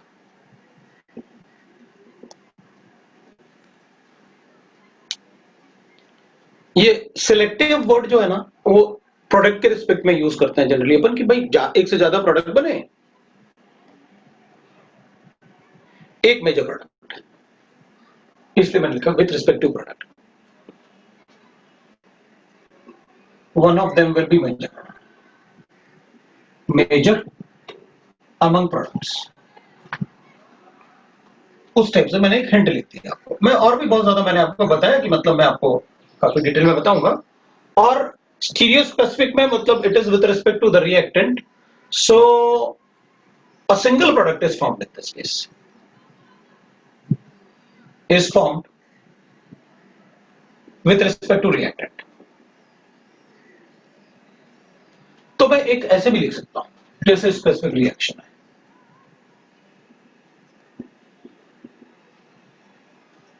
सिस है, एंटी एडिशन करोगे रेसमिक मिक्सचर बनेगा। सिस था इसलिए रेसमिक मिक्सचर है, आप ट्रांस लिखो, मैं मीजो बताऊंगा। स्पेसिफिक यही बनेगा, और कोई चॉइस नहीं। और सिलेक्टिव मतलब एक से ज्यादा बनेंगे, एक मेजर प्रोडक्ट, तो सिलेक्टिव हो जाते हैं। अब अपन क्या करेंगे, अब अपन ऐसे करेंगे स्टीरियो, मतलब आपको जब आप स्टीरियो लिखोगे तो मतलब आपको ये बात करना कंपलसरी हो गया।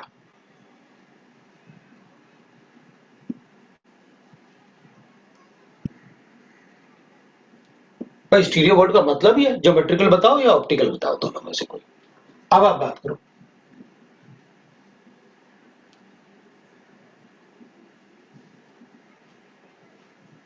मतलब अपन को ये पता चल गया कि जब भी स्टीरियो की बात आएगी मतलब आपको या तो प्रोडक्ट में ज्योमेट्रिकल की बात करनी होगी या ऑप्टिकल की बात करनी होगी।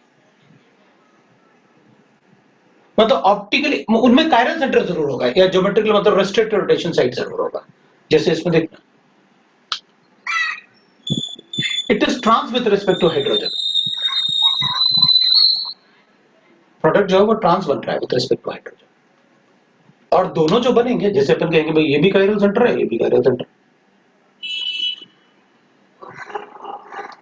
मतलब ऑप्टिकल एक्टिविटी है ना कंपाउंड में, तो क्या वो ऑप्टिकली एक्टिव प्रोडक्ट बन गए? अपन कहेंगे नहीं नहीं, इसको देखते हैं ना अभी, नथिंग इज ऑप्टिकली एक्टिव। तो ज्योमेट्रिकल आइसोमर्स हम भी शो नहीं कर सकता। 5 मेंबर रिंग में डबल बॉन्ड है। अगर रिएक्टेंट ऑप्टिकली एक्टिव नहीं है तो how can a product will be optically active? तो फिर उसमें कायरल सेंटर तो है, तो बताएंगे भाई रेसमिक मिक्सचर है, क्योंकि प्लेनो सिमेट्री तो है ही नहीं, तो दे आर रेसमिक मिक्सचर। मतलब इस कंपाउंड में एक बार OH और H इधर से ऐड हुआ और एक बार OH और H जितनी प्रोबेबिलिटी यहां से ऐड होने की उतनी प्रोबेबिलिटी उस तरफ से भी ऐड होने की। तो जब स्टीरियो बॉन्ड यूज करेंगे तो इनका होना कंपलसरी है, फिर अपन को इनके होने के साथ साथ एक से ज्यादा प्रोडक्ट है, एक मेजर प्रोडक्ट होगा।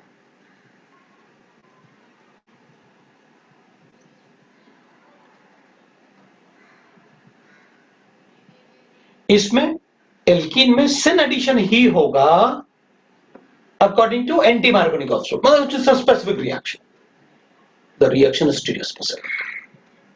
ये एल्कीन है, इसमें एंटी एडिशन ही होगा, वो भी मार्कोनिक ऑफ के हिसाब से, एंटी मार्कोनिक ऑफ के हिसाब से सिन एडिशन ही होगा, स्पेसिफिक रिएक्शन।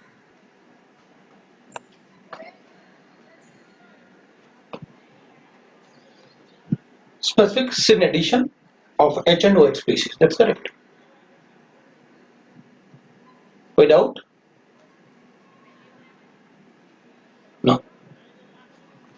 ये सुमित लिखा हुआ है, सुमित है, सुमित है, क्या नाम है? सुमित या सुमित? और वो AP1 लिखा हुआ है इसमें, तो AP1 का स्टूडेंट था, क्या करें इसको? ये तो 12th क्लास का बैच है ना, तो इसको हटाया जाए फिर, है ना? सुमित को PP1 कर दिया उसने जल्दी से। चलो ठीक है, मैं तो मजाक कर रहा था, मुझे पता है। चलो अपन देखते हैं पुनः दूसरा। तो ए वाला तो अपन को समझ में आ गया, पता क्वेश्चन डिस्कस करने से ही ऑर्गेनिक केमिस्ट्री सीखोगे आप। पढ़ने में तो आप बता देते हो कि भाई ये चीजें हैं आपको करनी है, क्वेश्चन डिस्कस करने में सारी चीजें अपन कोई चीज छोड़ेंगे नहीं अपने से। Product obtain as a trans isomer. What is a trans isomer? बना क्या? हाँ, हाइड्रोजन के रिस्पेक्ट में अभी तो बताया ट्रांस है, it is a trans isomer. आप चाहे ये लिखो या ये लिखो, आप चाहे OH को इधर से ऐड करो या OH को पीछे से ऐड करो, बनेंगे ट्रांस। यस भाई, अगर H और OH इधर से ऐड हुए तो दोनों अंदर की तरफ चले गए, ये दोनों उधर से ऐड होंगे तो दोनों बाहर की तरफ। Boron act as electrophile, yes, B2BH3 will attack as electrophile on this transition पर स्टेट बनेगा ना 3 नंबर, बताया तो था एक क्लास में।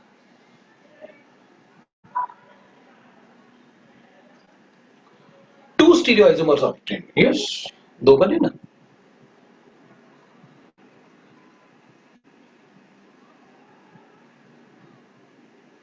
स्टीरियोकेमिस्ट्री तो सभी रिएक्शन में यूज होगा। क्वेश्चन नंबर 9 की बात करते हैं।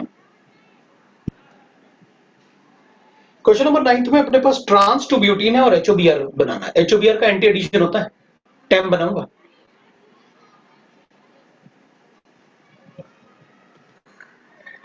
है ना? बताया ना तुमको भाई, ट्रांस टू ब्यूटीन लिखा है, अभी तो बताया आपने, TM ट्रांस टू ब्यूटीन है और मुझे बनाना है, वैसे तो यू नो दैट टेम बनाऊंगा। मतलब इनमें से अपन ये चेक करेंगे, टेम का मतलब हो गया meso compound, trans two butene है और HOBr का एडिशन जो होता है वो क्या होता है? एंटी एडिशन होता है। तो टेम मतलब ऐसे हो गया। अब अपन कहेंगे भाई टेम में मतलब ठीक है, इसमें BR थोड़ी है, मीसो कंपाउंड कैसे बताऊं, प्लेनो सिमेट्री तो आ ही नहीं रही। हाँ तो ठीक है ना, एक और बताओ, एक क्वेश्चन बताओ, अब तो बताएं। या फिर अपन कहेंगे अच्छा ठीक है कोई बात नहीं, HOBr है, ट्रांस है, ऐसे लिख लो, ऐसे तो लिख सकते हैं ना अपन, ऐसे तो लिख सकता हूँ ना मैं,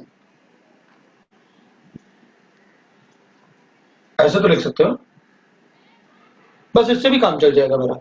एक ऐसे बनेगा, HOBr का एंटी एडिशन क्यों बनाऊं? आपने बताया तो था, HOBr Br पॉजिटिव होगा, OH नेगेटिव होगा, अगर ये पॉजिटिव है तो इधर पॉजिटिव, वो डबल बॉन्ड ब्रेक हो गया। अब आप साइक्लिक ट्रांजिशन स्टेट बनाओ, क्योंकि आपने कहा था अगर अटैकिंग इलेक्ट्रोफाइल के पास लोन पेयर है तो 3 मेंबर ट्रांजिशन स्टेट बनेगा, फिर OH दूसरी तरफ से अटैक करेगा, तो अपन ने कहा OH दूसरी तरफ से अटैक किया, एक बार इधर और एक बार ऐसे लिख देते हैं भाई।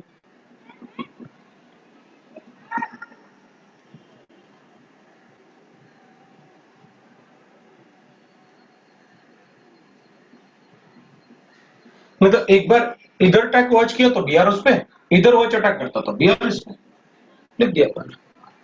चेक कर लेते हैं, ये प्रोडक्ट बननी चाहिए अपने पास। इनमें RS कॉन्फ़िगरेशन से बताएंगे अपन क्या बनना चाहिए।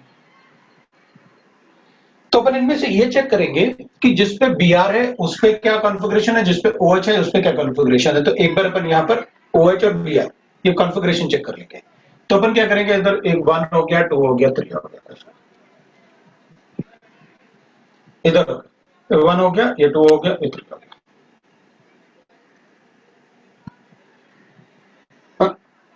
Hydrogen towards RS।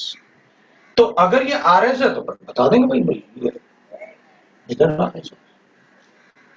तो अपन कहेंगे एक बार B पे S आना चाहिए, एक बार B पे R आना चाहिए, और बता दो कौन कौन से आंसर है। तो बता देंगे अपन Br और OH, Br और OH configurations.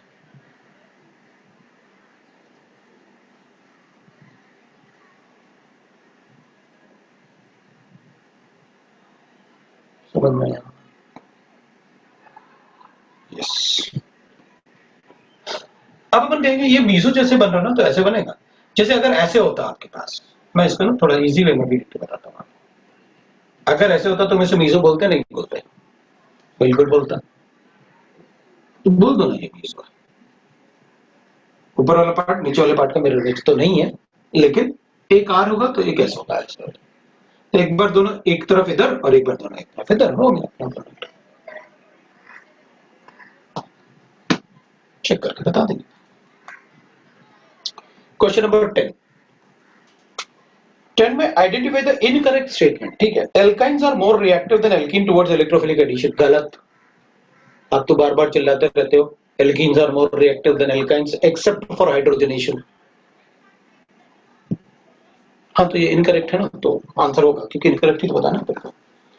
Alkynes are less reactive than alkenes towards electrophilic addition. That's correct. So this will not be the answer. Alkynes decolorize Br2 water. हाँ, Br2 water में क्या होता है ना, जैसे अपन ऐसे लिखेंगे ना, CH3 CH double bond CH2, इसमें अगर Br2 लिखेंगे ना, Br2 वाटर का मतलब हो गया HOBr का एडिशन। ये ना ऑरेंज सोल्यूशन होता है। जब अपन इसमें ऐसे कर देंगे तो ये ऐसे बना देगा, ये कलर ले सकते।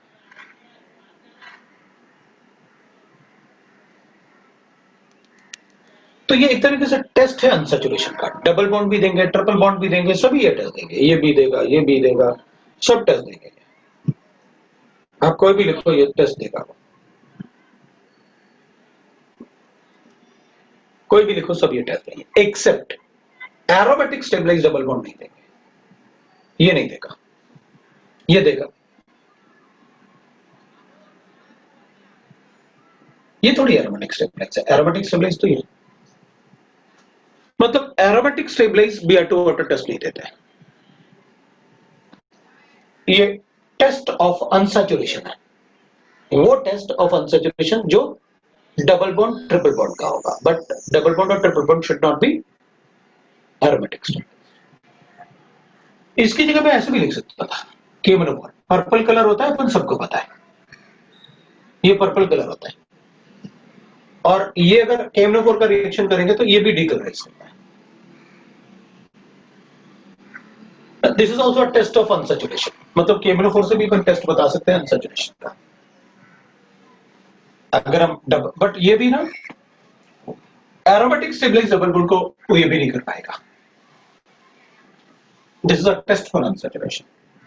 तो क्या लिखा था इसमें, alkynes decolourise Br2 water, yes it is a test for unsaturation, so that's correct, can not be the answer, अपन को इनकरेक्ट बताना है।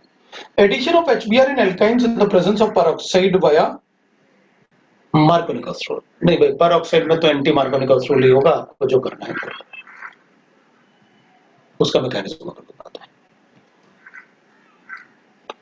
फोर्थ वाले में अब कॉम्प्रेंशन 4, मैं चाहता हूं आप कॉम्प्रेंशन 4 भी, अगर मुझसे ना फोर्थ वाला पार्ट भी पूछ लो, फिर थर्ड वाले मतलब एक्सरसाइज 3 को आप अपने आप करना। मैक्सिमम जितना हो सकता है, टेस्ट के जैसे करना, क्योंकि अब मैंने आपको एक्सरसाइज 1 2 3 सारे कंसेप्ट बता दिए ना। अब बताओ पार्ट 4 में कोई डाउट है तो?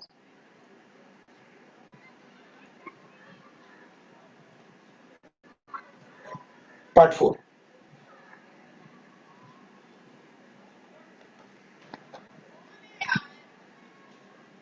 नहीं है ना? पार्ट 3 था, खत्म हो गया। कॉम्प्रिहेंशन 1 एक बार बता दें तो एक बार बता देते हैं, मुझे क्या बताओ।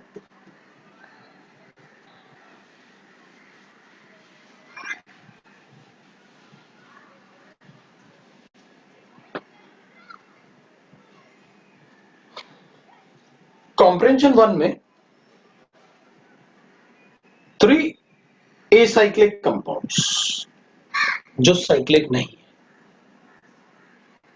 एक्स वाई जेड, तो एक एक्स हो गया, एक वाई हो गया, एक जेड हो गया, बना लिया। On catalytic hydrogenation give same alkane. अच्छा, इनका हाइड्रोजनेशन करो तो एक ही एल्केन बनता है, सेम, ये एल्केन बनेगा,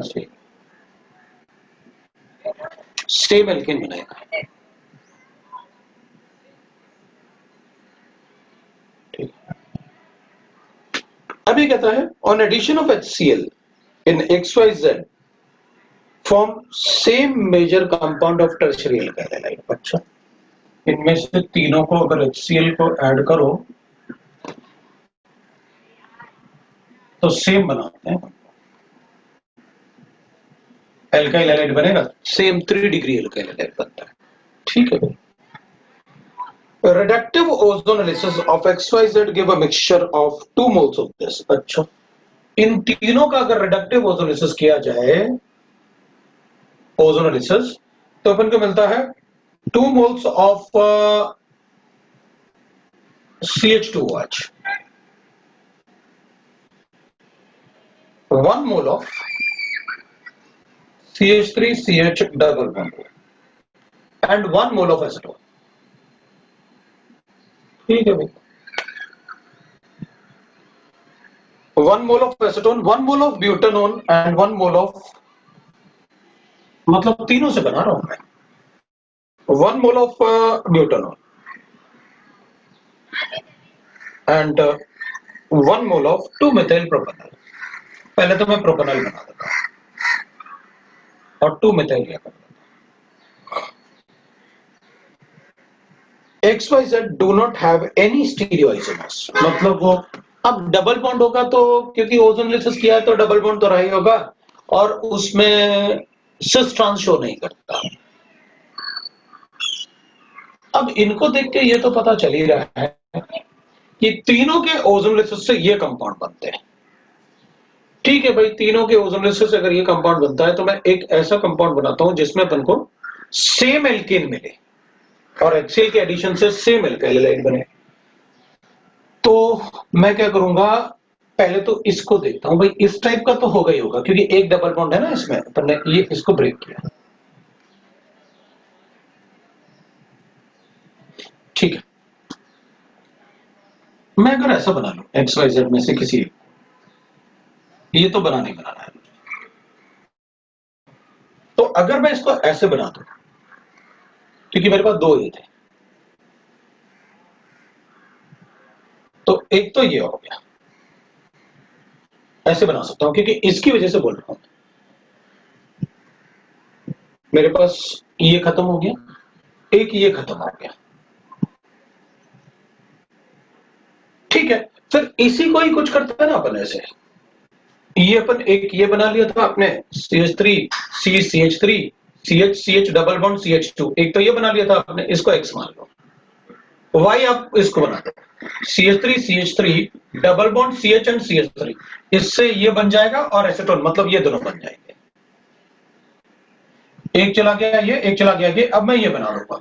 ठीक है, मेरे पास Z ये आ गया, CH3 CH2 और C डबल बॉन्ड और CH3 और डबल बॉन्ड CH2, मतलब एक बार मैं डबल बॉन्ड यहां बना लेता हूं, इसी के हिसाब से लिख देता हूं। ये लो भाई, ये बन गया मेरे पास, और इन सब में प्रोडक्ट एक ही बनेगा HCl के ऐड करने से। देख लो, इट्स लाइक अ पजल, जो मुझे सॉल्व करना था मैंने सॉल्व करके दिखा दिया भाई। देखो, पहले मैंने ये बनाया और इसमें एक ये ऐड किया।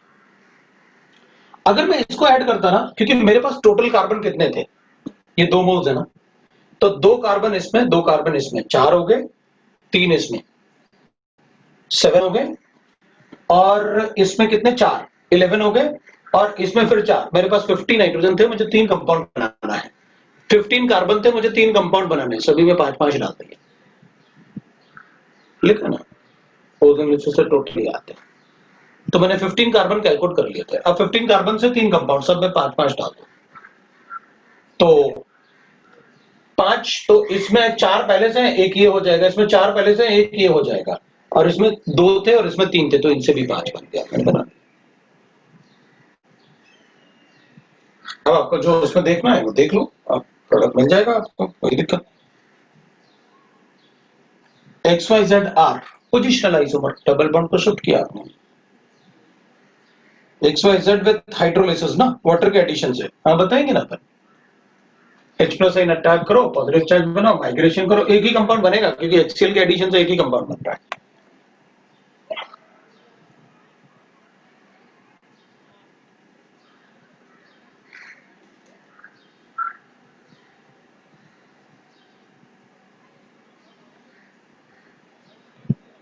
कॉम्प्रिहेंशन 3 का आंसर नहीं दिया हुआ है, तो लिखो।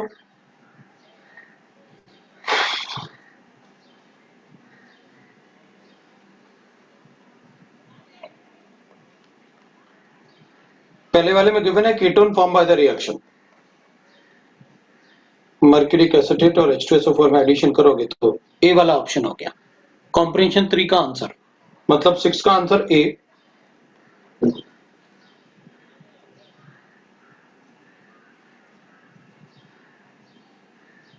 नॉन करेक्ट फॉर सब्स्टिट्यूशन बताना है अपन को। ऑप्शन है C, arenium ion is formed. Electrophilic aromatic देख लेते हैं किसमें।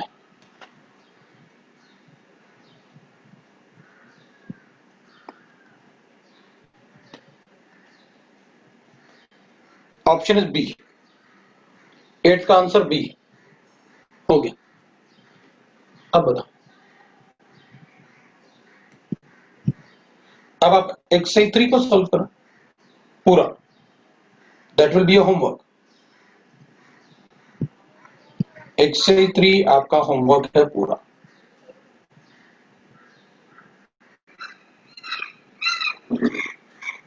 ठीक है,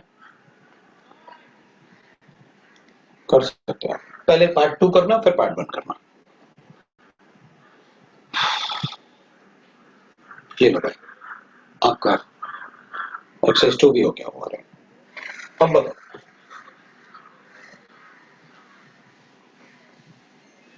सारे डाउट्स हो गए?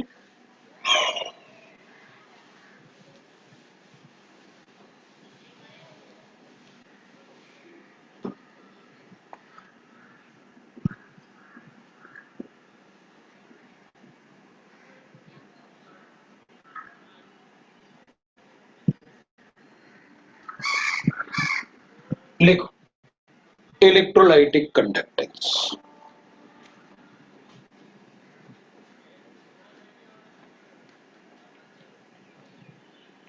अभी व्हाट वी से दैट ना, भाई अगर हम कंडक्टेंस की बात करेंगे तो कंडक्टर्स अपन को पता है, एक होता है मेटालिक, एक होता है electrolytic.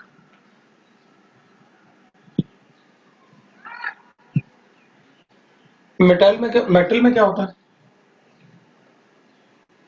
Electricity conducted due to flow of electron.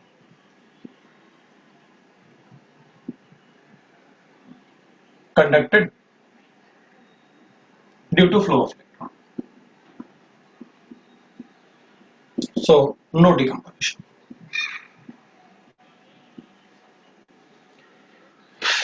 इसमें electricity is conducted due to movement of ions.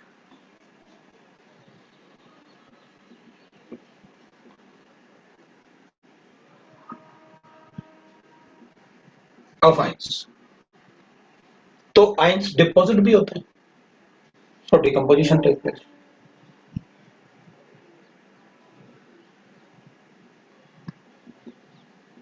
Electrolyte changes,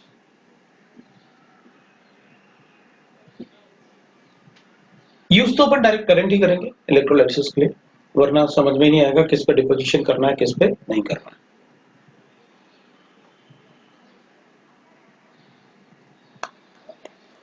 तो अब इलेक्ट्रोलाइट तो एसिड बेस और सॉल्ट होता है। They conduct electricity when they are in aqueous solution or in molten state. In aqueous solution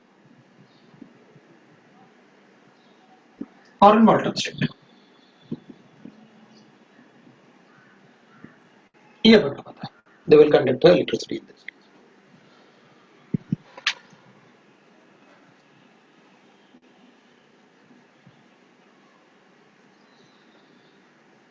The power of electrolyte. Electrolyte है, अपन mainly इसकी बात करेंगे। इसमें टेम्परेचर बढ़ाएंगे तो कंडक्टेंस, मेटेलिक कंडक्टर में टेम्परेचर बढ़ाने से कंडक्टेंस कम होता है। क्यों? ज्यादा इलेक्ट्रॉन आएंगे, क्राउड बढ़ेगा तो मूवमेंट कम हो जाएगा। तो मेटल्स में टेम्परेचर बढ़ाने से कंडक्टेंस कम होता है, जबकि इलेक्ट्रोलाइट में टेम्परेचर बढ़ाने से कंडक्टेंस बढ़ता है। ये पार्ट अपन को पहले से पता है, वो सॉलिड स्टेट में बढ़ाता है। The power of electrolyte to conduct electricity.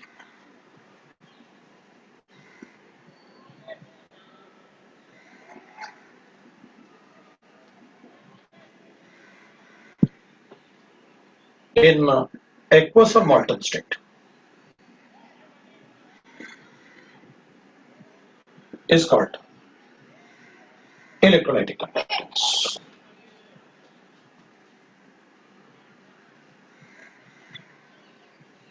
Conductance.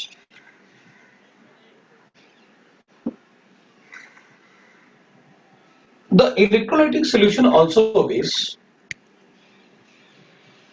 electrolytic solution also obeys Ohm's law. ये भी Ohm's law फॉलो करेगा।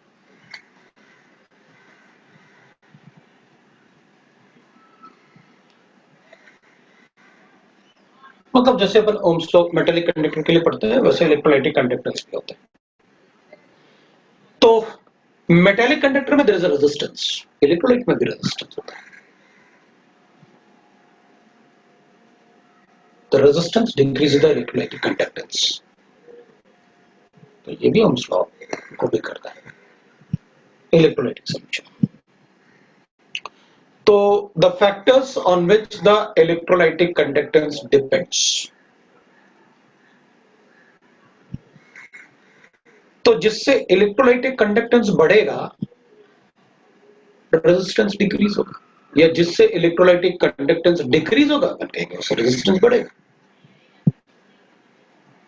Factors affecting the electrolytic conductance.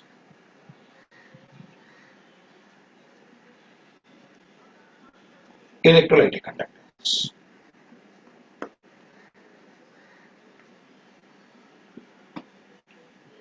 तो एक तो अपन लिख सकते हैं भाई फैक्टर्स अफेक्टिंग।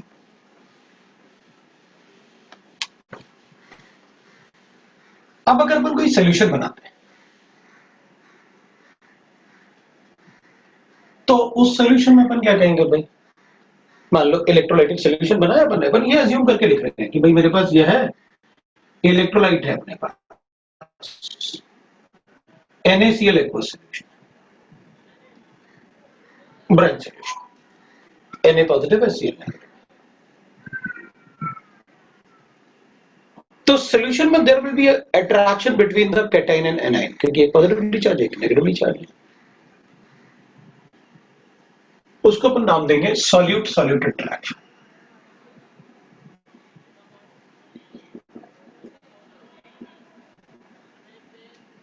अगर सॉल्यूट सॉल्यूट इंटरैक्शन ज्यादा हुआ तो कंडक्टेंस कम हो जाएगा, क्योंकि सोडियम चाहता है कि मैं इधर जाऊं, लेकिन क्लोरीन उसको पुल करेगा। तो अगर ये इंटरेक्शन ज्यादा होगा तो कंडक्टेंस कम होगा। Electrolytic conductance inversely proportional to solid solid interaction.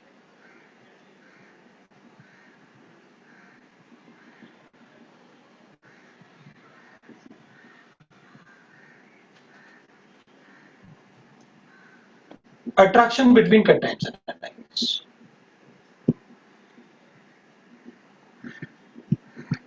That is solid-solid interaction.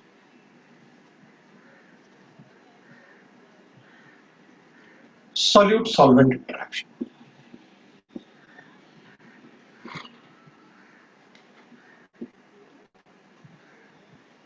It is hydration.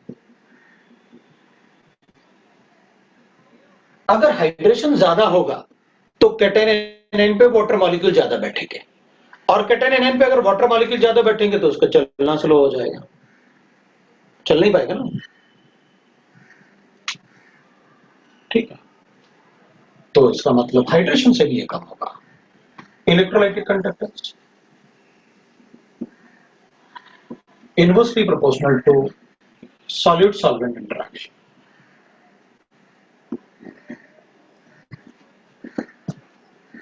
Hydration is, we know that what it is, Q1 Q2 divided by R square.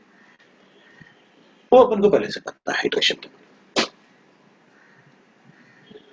Solvent solvent interaction,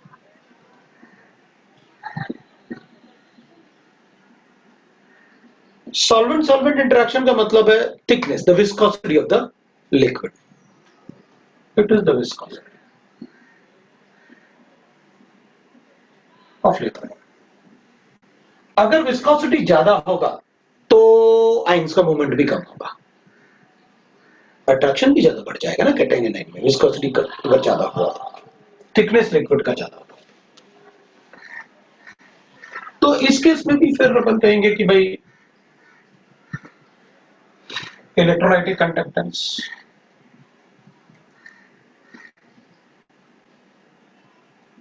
inversely proportional to solvent solvent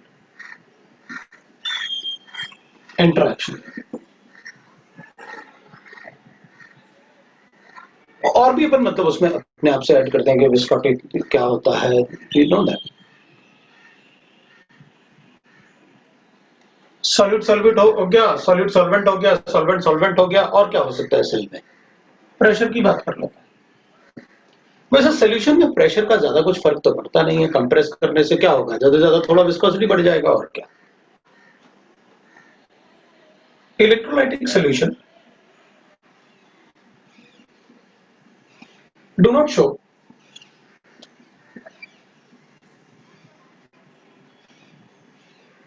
much effect of pressure.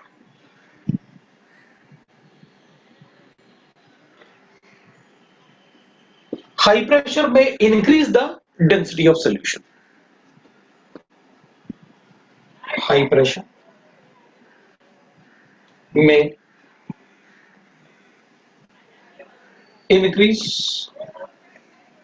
density of solution, or we can read the thickness of the liquid. Upon viscosity भी बोल सकते हैं, viscosity of liquid.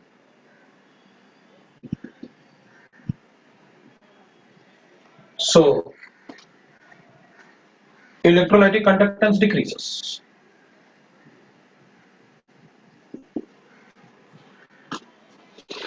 Conductance decreases.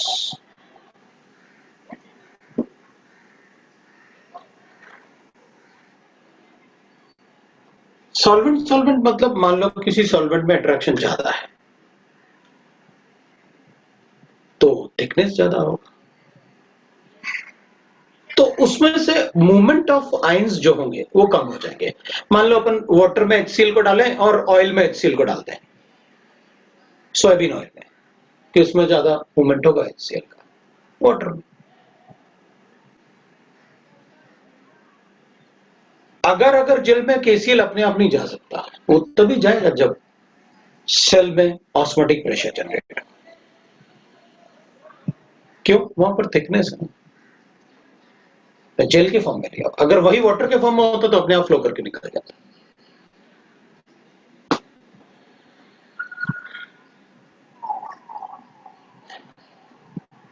Temperature, electrolytic conductance, conductance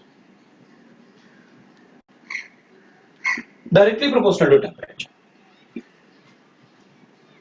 because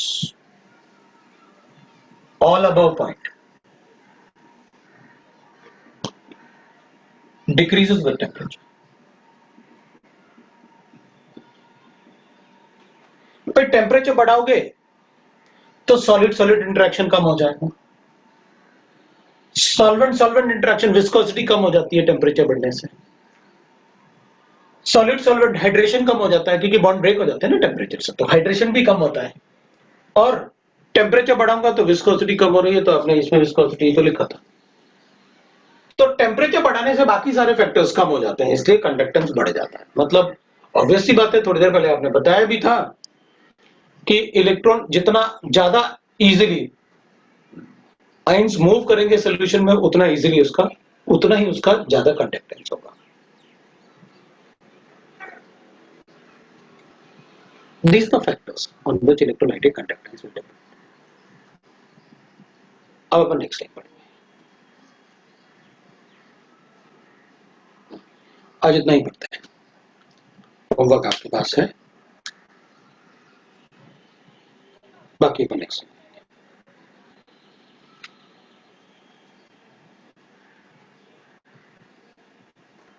है ना, क्योंकि इसके बाद अपन को थोड़ा सा और हायर लेवल में जाना पड़ेगा। ये थियोरेटिकल पार्ट था, अपन को न्यूमेरिकल वगैरह सॉल्व करना है, तो अपन नेक्स्ट टाइम करेंगे न्यूमेरिकल कैसे सॉल्व करना है। तो अब शुरू करेंगे तो फिर उसी को कर लेंगे, ये थ्योरी वाला पार्ट था, एक साथ करेंगे। नेक्स्ट क्लास में मैं पढ़ाऊंगा यार भाई, इसको खत्म करते हैं, उसके बाद होमवर्क डिस्कस करेंगे इलेक्ट्रो का। इसमें टाइम लग जाएगा वैसे, क्योंकि टाइट्रेशन वगैरह भी है इसमें, हमको वो भी पढ़ना। ठीक है, तो चलो, थैंक यू।